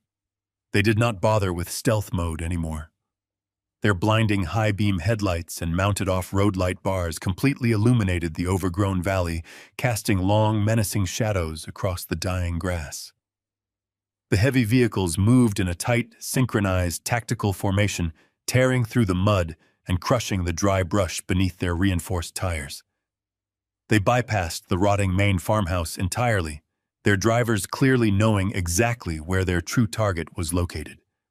They accelerated fiercely toward the back of the lot, surrounding the outer perimeter of the corrugated metal barn in a highly disciplined semicircular blockade. The doors of the 4 armored vehicles swung open simultaneously. Over a dozen heavily armed men poured out into the freezing night air. These were not common street criminals or low-level security contractors. They were hardened, highly trained cartel enforcers. They wore heavy tactical plate carriers over dark clothing, their faces concealed by black balaclavas. I watched through the glowing monitors as they moved with terrifying fluid precision, fanning out to secure the perimeter of the barn. They carried fully automatic assault rifles, heavy breaching equipment, and specialized tactical gear designed for a violent, overwhelming siege. The cold mechanical reality of the situation washed over me. This was a dedicated hit squad. They had been dispatched to completely eradicate any trace of human life on this property and tear this hidden bunker apart piece by piece. But it was the arrival of the lead vehicle that made the blood freeze entirely in my veins. The heavy armored door of the primary sport utility vehicle opened, and 2 familiar figures stepped out into the harsh, glaring illumination of the headlights. It was Cameron and Monica. They were no longer hiding behind the polished, sophisticated facade of wealthy Los Angeles investment bankers. Cameron was dressed in a dark tactical jacket, his face pale and contorted with a mixture of absolute desperation and vicious anger. Monica stood close beside him, the cold, calculating cruelty in her eyes clearly visible even through the grainy distortion of the night vision cameras. They had not stayed back in their luxurious penthouse to wait for a phone call, confirming my tragic accidental death. They had come here personally to watch me die. The horrifying realization hit me with the devastating force of a runaway freight train. Sarah's forensic accounting ledgers had perfectly mapped out the truth. Cameron and Monica were not criminal masterminds. They were drowning in a lethal, inescapable debt to the brutal international cartel. They had foolishly used their luxury real estate ventures to launder millions of dollars in dirty money, and they had somehow lost or squandered a massive portion of the cartel's capital. The brutal enforcers surrounding the barn were not here to serve my son. They were his violent babysitters. Cameron and Monica owed their ruthless bosses a massive fortune, and their very lives were currently hanging by a fraying thread. They needed the $80 million hidden inside this underground vault to pay off their blood debt and save their own skins. That was the entire reason Monica had frantically shoved those heavy sedatives into my hand earlier today. They needed me to drive out to this remote property, fall asleep, and quietly pass away from a massive chemically induced heart attack.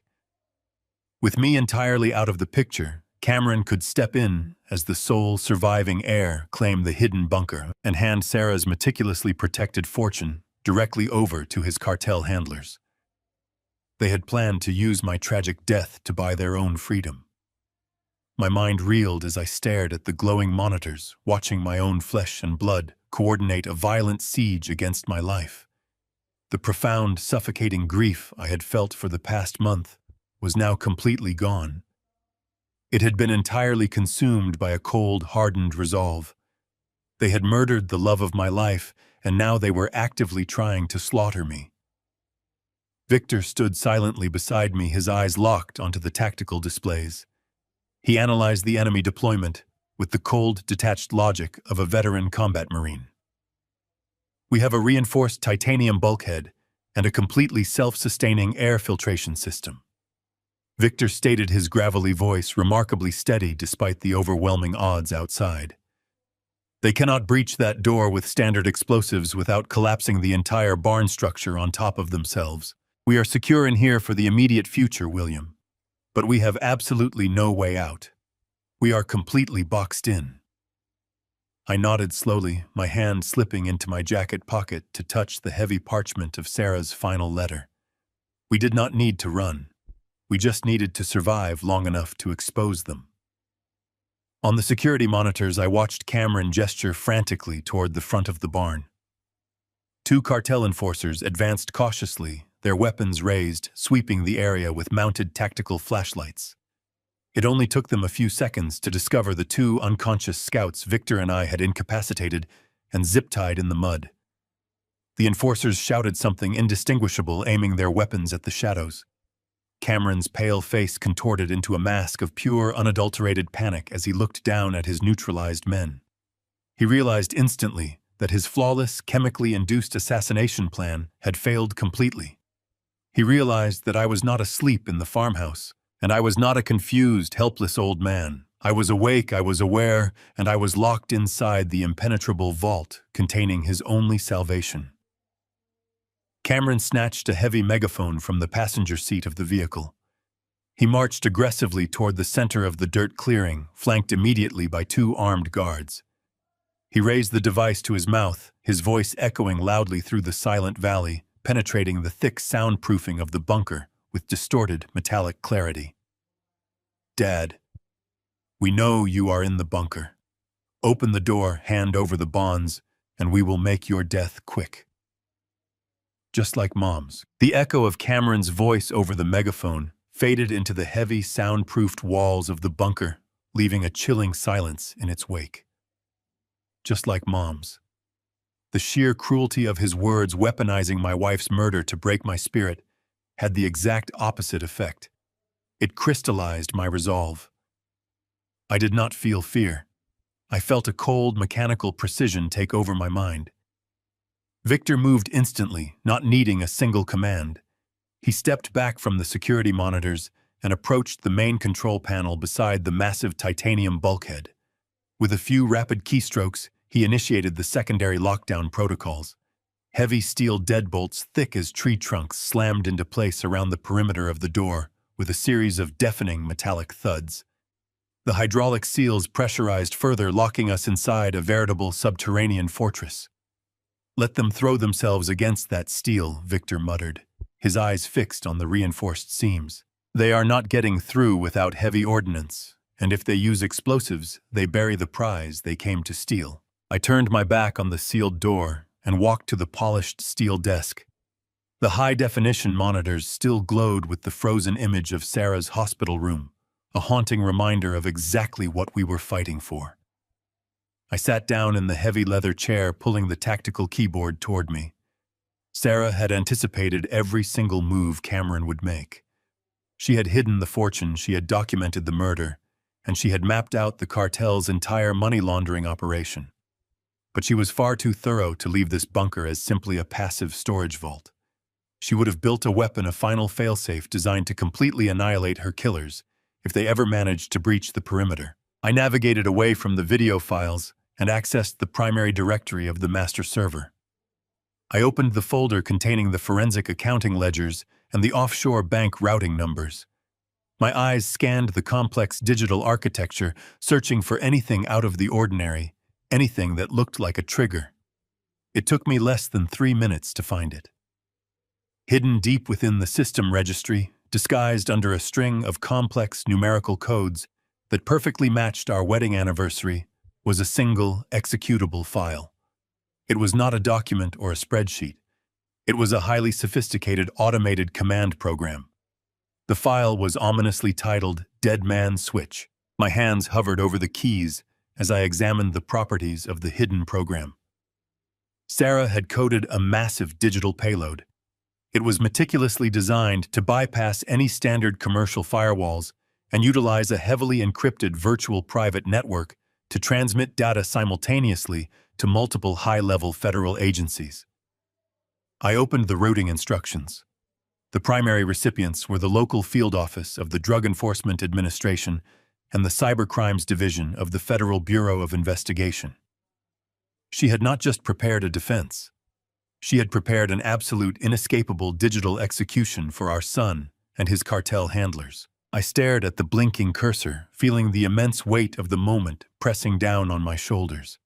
If I executed this file, there was no turning back.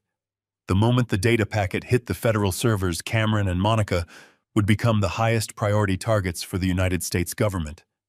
The cartel would immediately realize their domestic laundering hub had been catastrophically compromised, and they would ruthlessly hunt down everyone involved.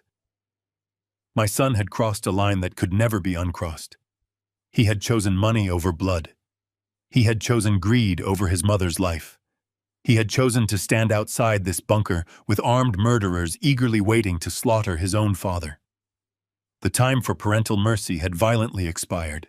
I took a slow, deep breath, letting the chilled air of the server room fill my lungs, and firmly pressed the enter key. The blue screen instantly shifted to a stark, blinding white. A command prompt window opened rapidly, scrolling through lines of complex code as the automated program sprang to life. A progress bar materialized in the center of the screen, tracking the massive data upload. I watched in grim satisfaction as Sarah's final act of vengeance launched into the digital ether. The system was actively encrypting and transmitting the horrifying high-definition video of Monica injecting the fatal dose into Sarah's intravenous line. It was simultaneously uploading every single page of the forensic accounting ledgers, perfectly detailing the fake renovations and dummy shell companies tied to the luxury penthouse. It compiled all the hidden offshore routing numbers, completely exposing the cartel's secret financial network. The transmission speed was incredible, utilizing a dedicated fiber optic line Sarah had secretly laid alongside the industrial power grid. 10%, 30%, 60%. I watched the green bar move across the screen, knowing that with every single megabyte transferred, the invisible noose around Cameron's neck grew tighter and tighter.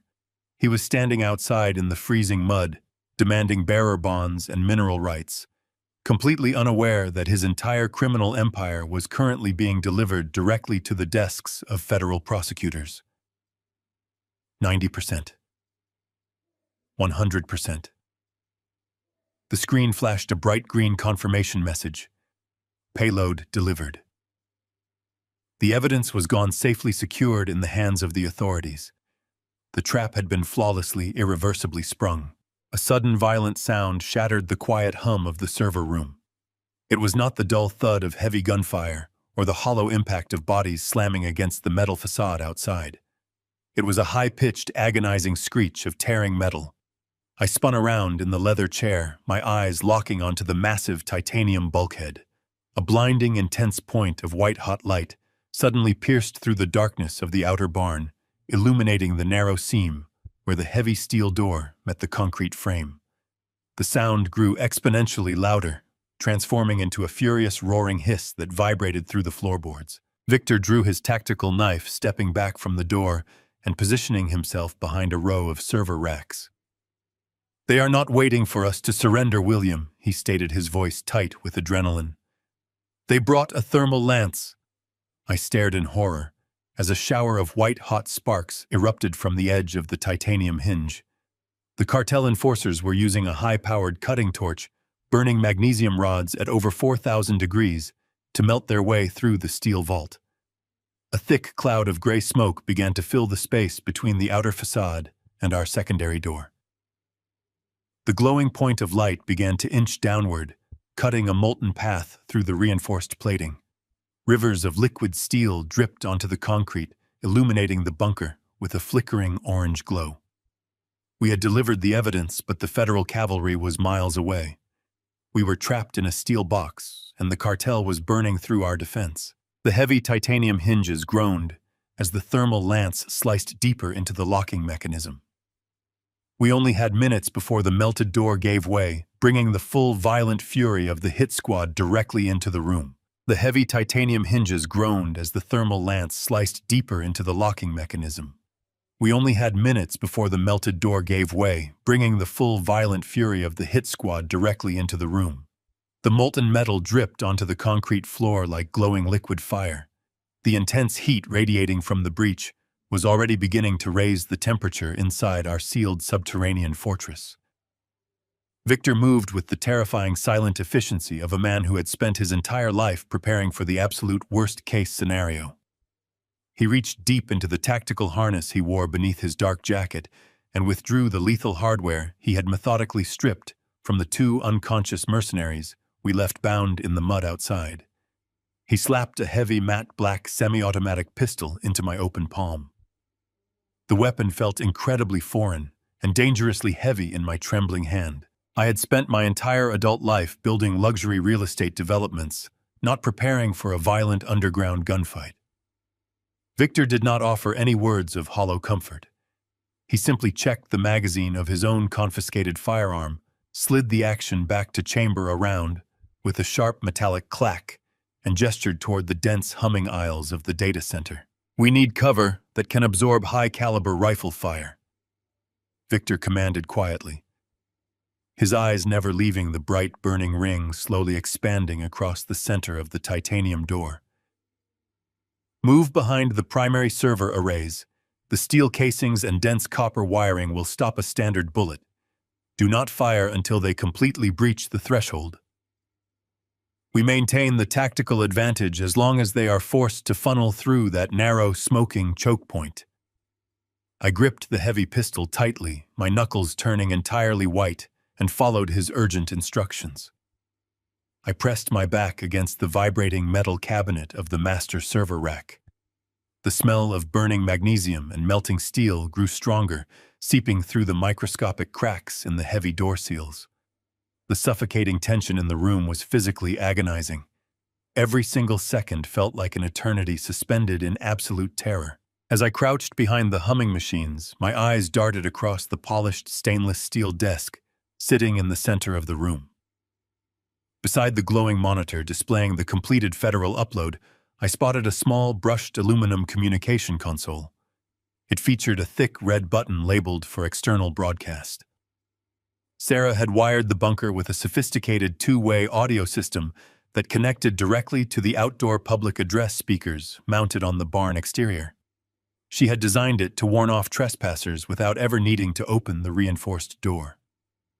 A cold, ruthless clarity washed over my mind.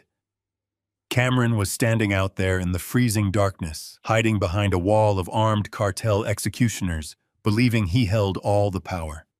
He believed he was moments away from claiming an $80 million fortune and erasing his father from the face of the earth. I needed to shatter that arrogant illusion into a million jagged pieces before the door finally collapsed. I placed the heavy pistol on the concrete floor and carefully crawled over to the steel desk, keeping my body extremely low to entirely avoid the line of sight from the melting door.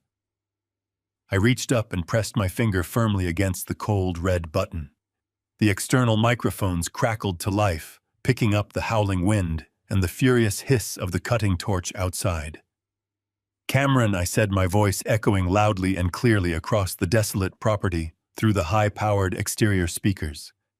"I am not opening the door, and you are never getting a single penny of your mother's money."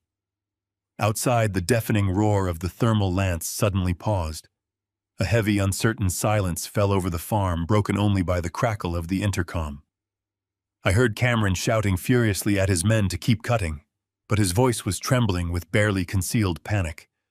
I pressed the red button again, injecting every ounce of my cold, absolute rage into the microphone. "You are too late, Cameron," I stated, my words cutting through the freezing night air with devastating precision. "I found Sarah's hidden server. I found the forensic ledgers detailing your entire money laundering operation. I know exactly what you and Monica have been doing with the Penthouse, and I know exactly who you are working for. The cartel is not going to save you tonight. They are going to butcher you." The microphone picked up a sharp, terrified gasp from Monica. I could perfectly imagine the blood draining entirely from her face. Cameron grabbed his megaphone, his voice completely unhinged and frantic. "You are lying, old man," he screamed, the metallic distortion unable to hide his mounting terror. "You do not know anything. You are just a confused relic trying to buy time. Open the vault before they burn you alive." I leaned closer to the console, my heart pounding a steady, fearless rhythm. "I am not lying, Cameron," I replied calmly. "And I am not trying to buy time. I am simply keeping you occupied while the federal authorities mobilize. 5 minutes ago, I activated a dead man's switch that your brilliant mother programmed into this server. Every single page of your offshore banking records, every dummy shell company, and every illegal wire transfer has already been heavily encrypted and uploaded directly to the local field office of the Drug Enforcement Administration. The Cyber Crimes Division of the Federal Bureau of Investigation is currently reviewing your entire financial network. The $12 million penthouse you murdered your mother for is currently being seized by the federal government. You are completely bankrupt, Cameron. You have absolutely nothing left to offer your cartel bosses." The silence outside was absolute. The horrifying realization of his complete and total destruction was finally sinking into his treacherous mind. But I was not finished. I wanted him to feel the exact same profound, agonizing despair he had inflicted upon his own mother. "And Cameron," I continued, my voice dropping to a low, lethal whisper that resonated powerfully through the outdoor speakers. "The federal authorities did not just receive your financial records. They also received the high-definition video footage from the hidden cameras your mother installed in her intensive care unit. They have crystal-clear footage of Monica injecting a lethal chemical agent into her intravenous line while you stood there and watched her die. You did not outsmart anyone. Your mother recorded her own murder to ensure you would spend the rest of your miserable life rotting in a maximum security federal penitentiary. The cartel will realize their domestic hub is gone before sunrise. You are a dead man walking, Cameron. Your only option now is to run." A sudden, furious, animalistic scream of pure, unchecked rage erupted from the megaphone outside. The thermal lance roared back to life. I crawled back to Victor, raising my heavy pistol. A massive boom shook the foundation as the locking mechanism gave way. The door is breached. Smoke fills the room. Cartel thugs pour in laser sights, cutting through the darkness. The smoke billowing from the melted titanium hinges was thick and acrid, burning my eyes. Through the swirling gray haze, a dozen crimson laser sights pierced the darkness, dancing erratically across the polished concrete floor and the black steel casings of the server racks. Victor knelt completely motionless beside me, his stolen weapon raised and perfectly leveled at the breach. His breathing was slow and measured, the terrifying calm of a man who had accepted the violent reality of our impending demise. I gripped the heavy pistol in my hands, my finger resting lightly against the trigger guard. We were vastly outnumbered and entirely outgunned. The deafening blast of their automatic rifles seemed absolutely inevitable. I braced my shoulders against the vibrating server cabinet, fully prepared to defend Sarah's legacy with my final breath. But the deadly barrage of gunfire never came. Before a single shot could be fired inside the underground bunker, the physical atmosphere around us suddenly shifted. A deep, rhythmic thumping sound began to reverberate through the reinforced concrete ceiling, growing exponentially louder with every passing microsecond. It was the unmistakable, deafening roar of multiple heavy helicopter rotors descending rapidly upon the desolate farm. Brilliant, blinding beams of pure white light suddenly sliced through the splintered gaps in the wooden barn roof high above us. The massive aerial searchlights swept aggressively across the property, flooding the dark, overgrown valley with an artificial, glaring daylight. The sudden aerial assault sent a massive shockwave of confusion directly through the ranks of the hit squad. Their crimson laser sights stopped dancing across our cover and jerked upward toward the ceiling as the tremendous noise swallowed the room. Through the crackling exterior microphones of the bunker's communication console, a booming electronically amplified voice shattered the freezing night air. "This is the Federal Bureau of Investigation. You are completely surrounded. Drop your weapons immediately." The command was repeated twice, overlapping with the screaming sirens of dozens of armored federal transport vehicles tearing through the ruined front gates. I risked a quick glance over the edge of the steel desk, peering at the bank of high-definition security monitors. The tactical feeds displayed a scene of absolute, overwhelming cinematic chaos. The 4 matte black cartel vehicles that had arrogantly blocked the barn entrance were now entirely boxed in by a massive coordinated swarm of federal agents.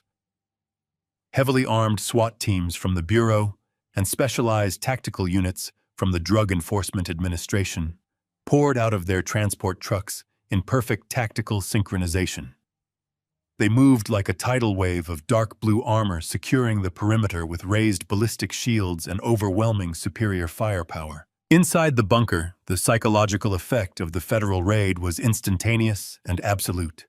The cartel enforcers instantly recognized that their clandestine domestic operation had been catastrophically compromised. They knew that engaging in a sustained firefight with federal tactical teams would end in their immediate slaughter. The lead enforcer dropped his heavy weapon onto the concrete floor with a loud clatter and raised his empty hands into the air. The rest of the breach team immediately followed his command. The terrifying threat of imminent death vanished entirely, replaced by the chaotic sounds of tactical surrender. Victor slowly lowered his pistol, giving me a firm nod of profound relief.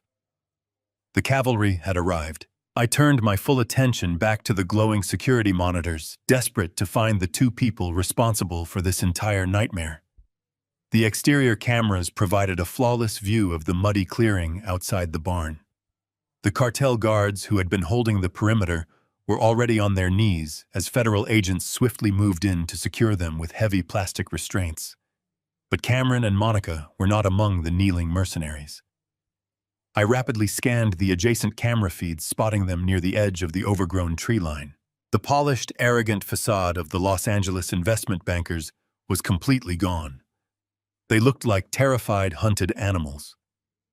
As the federal tactical units swarmed the property, completely dismantling their cartel protection, Cameron and Monica realized their grand murderous scheme had collapsed into ruin. Driven by pure, unadulterated cowardice, they abandoned their armed escorts and made a desperate, frantic dash toward the dense, freezing woods at the back of the lot. I watched my son run his expensive tactical jacket flapping wildly in the rotor wash. Monica trailed slightly behind him, struggling to navigate the treacherous, uneven ground. The blinding helicopter spotlights tracked their pathetic flight effortlessly, keeping them perfectly illuminated in the center of the muddy field. Cameron glanced back over his shoulder, his face a pale mask of absolute terror, clearly realizing that the entire perimeter was heavily fortified. In his desperate, frantic panic to escape the consequences of his actions, he failed to watch his footing. His expensive polished boots slipped violently on a thick patch of wet, freezing mud. He pitched forward with brutal momentum, slamming face first into the filthy, freezing sludge. The impact was violent and undignified. He scrambled desperately in the mud, his dark jacket soaked and ruined completely, unable to gain any traction on the slippery ground. Monica did not even pause to help her fallen husband. She continued her frantic sprint toward the trees, entirely abandoning him to his fate, only to be swiftly intercepted by 3 heavily armored federal agents who tackled her roughly into the dead grass. Cameron pushed himself up onto his knees, his face completely coated in dark, freezing mud. He was weeping openly now, sobbing with the pathetic, unrestrained terror of a man who realized his life was officially over. He turned frantically toward a pair of cartel enforcers who were currently being forced onto the ground by the advancing SWAT team. "Please," Cameron begged, his voice cracking with pathetic desperation. "Please, you have to help me up. We can still make a deal. I can still get the money." The cartel enforcer, a hardened man facing decades in federal prison because of Cameron's profound incompetence, slowly turned his head. He looked down at the weeping, mud-covered investment banker with an expression of pure, unadulterated disgust. The enforcer knew they had been set up, and he knew exactly who was responsible for the catastrophic failure of their operation. He did not offer a hand. Instead, the cartel guard leaned forward and spat a thick glob of saliva directly into Cameron's tear-streaked face. Before my son could even register the absolute humiliating rejection of his criminal allies, the federal tactical units descended upon him with overwhelming, unforgiving force. 4 heavily armored agents hit him simultaneously. They tackled him violently back down into the freezing mud, driving their heavy knees directly into his spine. His desperate, pathetic weeping was instantly muffled as his face was shoved mercilessly into the dirt. They wrenched his arms behind his back with brutal efficiency, the sharp metallic click of heavy steel handcuffs echoing clearly through the exterior microphones. As I stared at the high-definition monitor watching the federal agents drag my sobbing, humiliated son up from the mud, the icy rage in my chest finally began to thaw, leaving behind a cold, undeniable sense of permanent justice. The heavy steel bulkhead of the bunker was secured by a team of armed federal agents as Victor and I finally stepped out of the subterranean fortress. The acrid smell of melted titanium from the thermal lance still lingered in the air, but it was quickly swept away by the cool, crisp wind sweeping across the open valley. The suffocating tension that had gripped my chest for the past hour began to evaporate, replaced by the chaotic symphony of absolute justice unfolding across my property. I walked out of the barn and stepped into a scene that looked like a war zone. The entire farm was bathed in the intense, strobing glare of flashing red and blue police lights. Dozens of federal tactical vehicles formed a steel barricade around the perimeter, their engines idling with a menacing rumble. Helicopters continued to circle overhead, their massive rotor blades beating the freezing air and sweeping their powerful spotlights across the dark tree line to ensure no one escaped the net. The cartel enforcers who had arrived to butcher me just minutes ago were now lined up against the side of their matte black sport utility vehicles. They were stripped of their body armor weapons confiscated and their hands securely bound with thick plastic restraints. They looked entirely defeated, their faces pressed against the cold metal doors by the federal tactical units. I ignored them. My eyes were searching for the 2 architects of this nightmare. I found them kneeling in the center of the muddy clearing, surrounded by a tight circle of federal agents. The contrast between the polished, arrogant Los Angeles investment bankers I knew and the pathetic, broken criminals kneeling in the dirt was staggering. Monica was shivering in the freezing night air. Her expensive designer clothing was torn and soaked through with filthy mud. Her hair was matted to the side of her face and her wrists were locked tightly behind her back in steel handcuffs. She stared blankly at the ground, utterly paralyzed by the sudden, catastrophic destruction of her reality. Cameron was in a worse state. The son I had raised with every advantage, the boy who had attended the finest private schools and lived a life of privilege, was reduced to a sobbing, hyperventilating mess. His face was covered in freezing mud, and the spit of the cartel enforcer he had so foolishly trusted. He was weeping hysterically, his chest heaving with ragged sobs, as two agents held him firmly by his shoulders. He looked small, fragile, and stripped of the arrogance he had worn like a crown for his entire adult life. I walked across the ruined grass, the mud squelching beneath the soles of my work boots. Victor flanked me silently, a protective shadow watching my back. The federal agents parted, stepping aside to allow me direct access to the two prisoners. As my shadow fell over him, Cameron raised his head. His bloodshot, tear-filled eyes locked onto mine, and for a fleeting moment I saw the face of the little boy I used to carry on my shoulders. But that boy was dead, buried beneath layers of greed, betrayal, and violence. Cameron strained against the grip of the federal agents trying to move closer to my boots. "Dad." He choked out, his voice a ragged whisper that was barely audible over the helicopter engines. "Dad, please. Tell them it is a mistake. I am your son. You have to tell them this is a misunderstanding. You have to save me." The audacity of his plea hit me with the force of a blow. After plotting my murder, after orchestrating an armed siege against my life, after sacrificing his own mother for a piece of leveraged real estate, his first instinct was to beg me to shield him from the consequences of his own actions. I stood still, looking down at his weeping face with a cold detachment. The sorrow that had once defined my existence was gone, replaced by an absolute clarity. I did not see my child kneeling in the dirt. I saw a monster who had destroyed my family for his own gain. "You have no idea what is happening right now. Do you, Cameron?" I asked, my voice cutting through the noise of the raid with icy precision. "You still believe you can talk your way out of this nightmare? You still believe your wealth and your charming smile will erase the blood covering your hands?" Cameron sobbed harder, shaking his head. "Please, Dad. I did not want this. I was in debt. They forced me to do it. The cartel was going to kill Monica and me if we did not deliver the money. We were trapped. I had to secure the estate. I had no other choice." I let out a low, bitter sound that contained no humor. "There is always a choice, Cameron."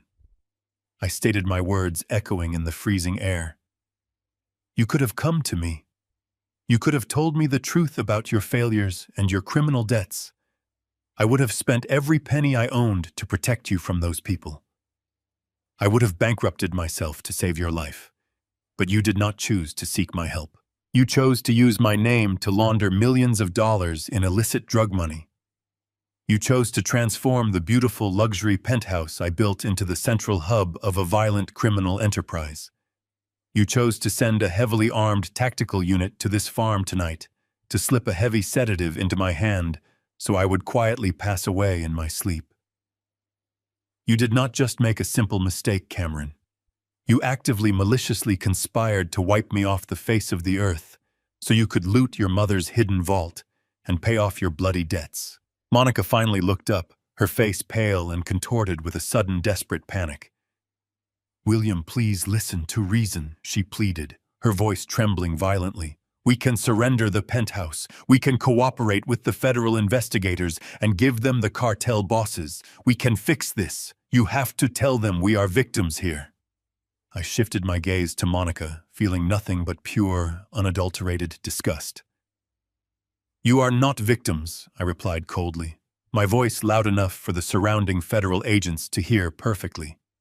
"You are cold, calculating murderers, and you are both going to spend the rest of your miserable, pathetic lives rotting in a maximum security federal penitentiary." Cameron thrashed weakly against the federal agents holding him firmly pinned down. "Dad, no. Please," he wailed, his voice cracking with absolute terror. "I am your one and only son. You cannot let them take me away. You are my own father. You have to protect me. You have to forgive me." I took one final step forward, standing directly over him. I looked down into his terrified, weeping eyes, letting the full, devastating weight of my absolute rejection crush his final pathetic shred of hope. I slowly looked directly down at him. You stopped being my son the exact moment you put that poison in your mother's arm. The silence that followed my words was heavy, absolute, and final. Cameron stared up at me, unable to comprehend the totality of his destruction. But Monica understood. The calculating veneer she had worn for years shattered completely. She violently twisted her body away from her husband. "It was him," Monica screamed over the thumping helicopter blades. "It was entirely his idea. He forced me to do it. He told me the cartel would slaughter my entire family if I did not help him secure the estate. I had absolutely no choice. I am a victim here." Cameron snapped his head toward her, his tear-streaked face twisting into a mask of pure, unadulterated shock. His own wife was now feeding him to the wolves to save her skin. They began screaming at each other, trading vicious accusations in a miserable display of cowardice. I felt a deep, profound wave of nausea wash over me. These people who had plotted to rule an empire were crumbling the moment they faced a consequence. A tall man wearing a jacket emblazoned with the letters of the Federal Bureau of Investigation stepped forward. He moved with calm, methodical authority. He bypassed the screaming couple entirely and walked directly over to where Victor and I stood. He removed his tactical glove and extended a firm hand. "Mr. William," the lead agent said, his voice a deep, resonant baritone that commanded immediate respect. "My name is Special Agent Miller. I want to assure you that you are completely safe now. We received the entire data package from your automated server protocol exactly 22 minutes ago. Your wife's forensic accounting ledgers are flawless. They provided us with the exact decryption keys we needed to entirely dismantle their illicit financial network." I shook his hand, feeling the immense crushing weight of the past month finally begin to lift from my weary shoulders. Agent Miller turned his attention down to Cameron, who had stopped arguing with Monica and was now staring up at the federal agent with wide, terrified eyes. "Cameron," Agent Miller stated, his tone devoid of any sympathy or warmth, "I am formally advising you that as of 10 minutes ago, a federal judge approved an emergency seizure order under the Racketeer Influenced and Corrupt Organizations Act. Your luxury penthouse in downtown Los Angeles has been raided and officially seized by the United States government. Every single domestic and offshore bank account associated with your name, your dummy shell companies, and your wife has been entirely frozen and seized. You do not have a single dime to your name. You are completely bankrupt." Cameron let out a hollow, agonizing gasp, his head slumping forward into his chest as the final nail was driven into his coffin. The vast, stolen fortune he had traded his own soul to acquire had evaporated into thin air.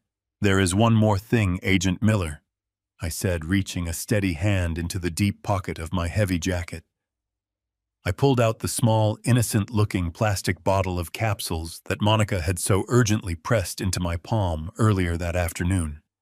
I held the bottle out, presenting it directly to the federal agent.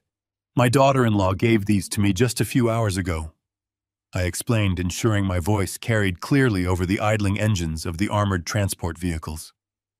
"She told me they were high-grade nutritional supplements designed to help me sleep and manage my profound grief. I strongly suspect your forensic laboratory will discover that they contain a lethal, untraceable chemical agent. They fully intended for me to drive out to this remote property, ingest this poison, and quietly pass away from a massive, completely undetectable heart attack."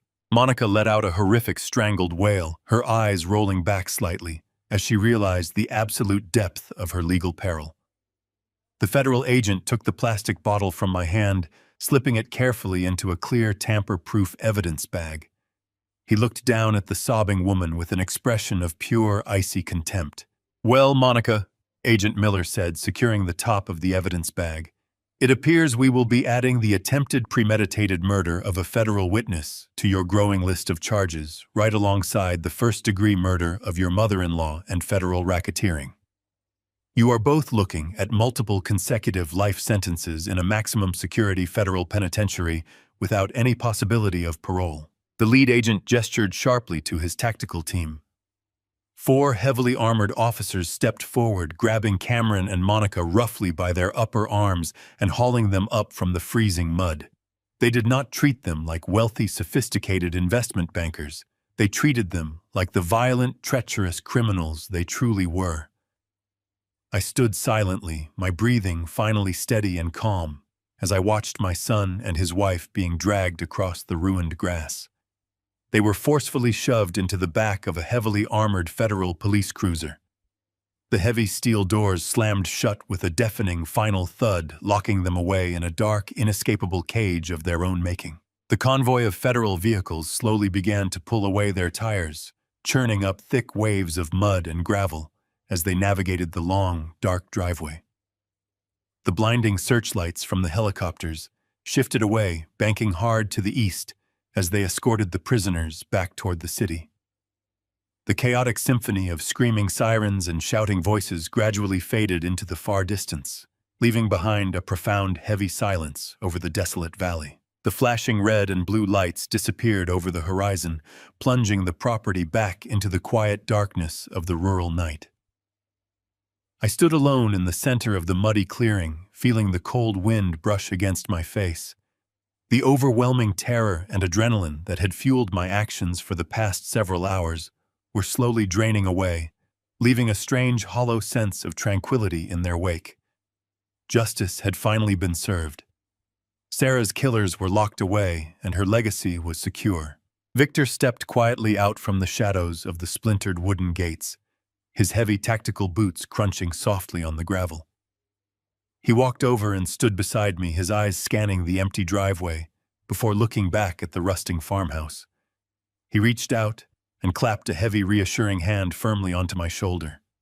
The silent gesture spoke volumes, conveying a deep bond forged in the crucible of unimaginable violence and shared survival. We had held the line against impossible odds. "What now, Bill?" Victor asked, his gravelly voice remarkably calm and steady in the silent aftermath of the raid. I turned my head and looked slowly across the dying grass. I looked at the rotting wooden planks of the main house, the collapsing roof, and the general state of complete disrepair that masked the true nature of this location.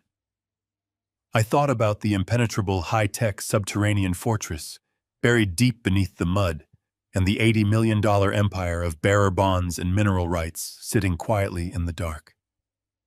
I took a deep breath of the cold night air. Now I build. Exactly 6 months have passed since that terrifying freezing night in the hidden underground bunker. The heavy, suffocating darkness that once defined this desolate patch of California earth has been entirely eradicated.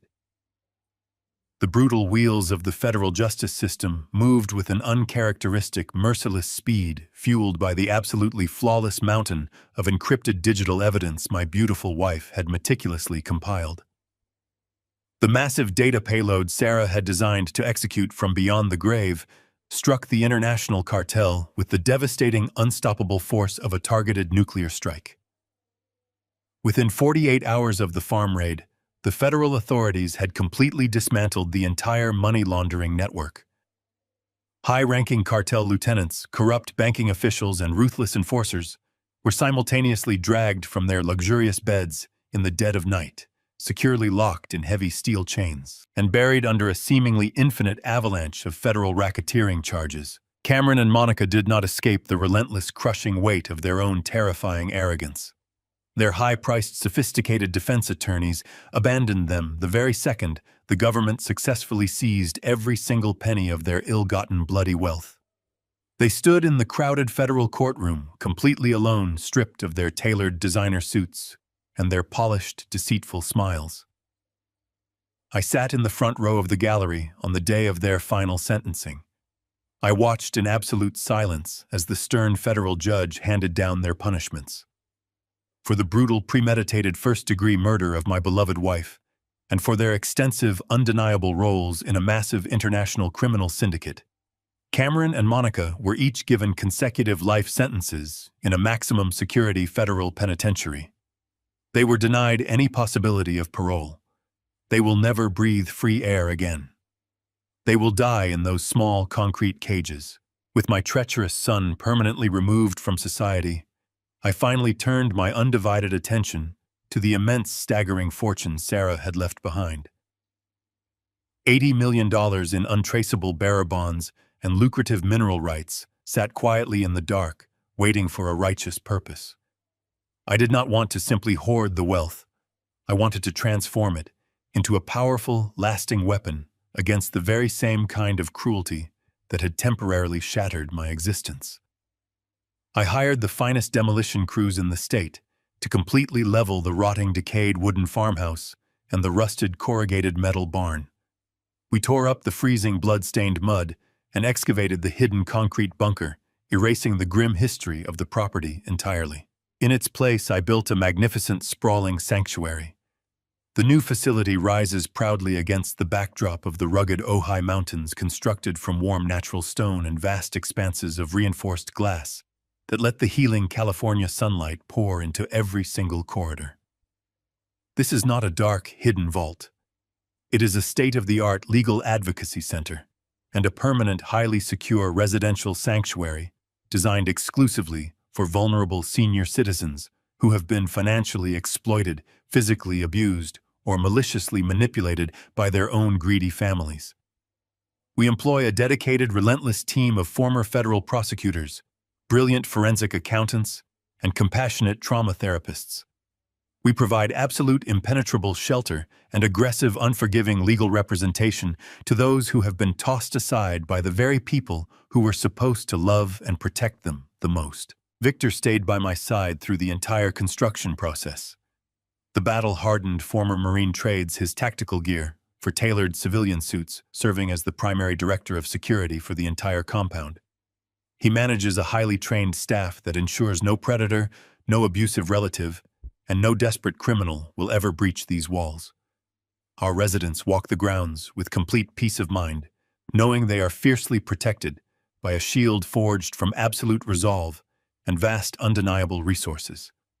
The wealth that Cameron and Monica had so desperately tried to steal to save their own pathetic lives is now being utilized to systematically dismantle the lives of other abusers. I walk slowly along the winding, beautifully paved pathways of the central courtyard.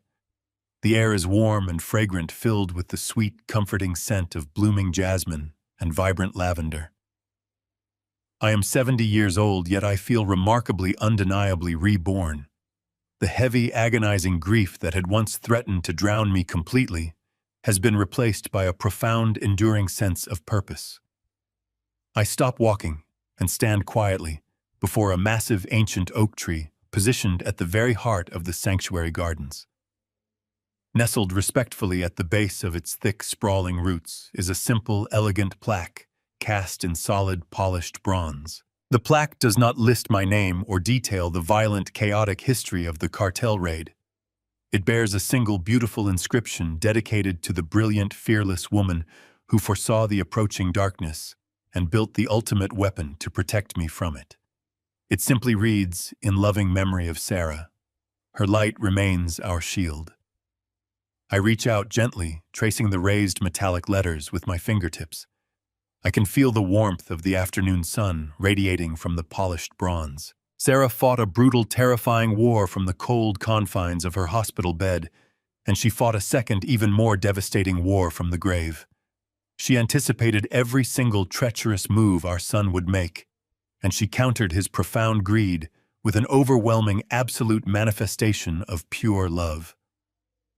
Cameron believed that my age made me weak, and he believed that his mother's illness made her defenseless. He was catastrophically, fatally wrong on both accounts. Her love had constructed an impenetrable fortress around my life, and her brilliant mind had engineered the perfect, inescapable trap for our enemies. I stand tall in the golden sunlight, taking a long, deep breath of the fresh, clean air. The nightmare is finally permanently over. I look out across the peaceful horizon, knowing that our family fortune is finally serving its true purpose. The dark secrets that once poisoned our lives have been thoroughly washed away by the relentless pursuit of absolute truth. Every single day, we provide vital hope to the hopeless and immense strength to the highly vulnerable victims. The empire of shadows has been entirely eradicated, replaced by a legacy of light, justice, and enduring protection.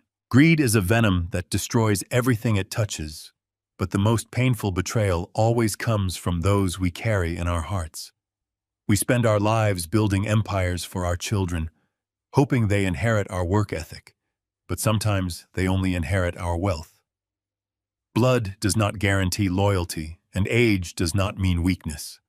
When faced with ultimate betrayal, a father's toughest choice is not protecting his child, but allowing them to face the devastating consequences of their own actions. True wealth is never found in a luxury penthouse. It is found in integrity, resilience, and courageous rebuilding. If this dark story of betrayal and ultimate justice kept you on the edge of your seat, please hit that subscribe button right now. Have you ever had to cut ties with a toxic family member? Share your story in the comments below. I read every single one. Thank you.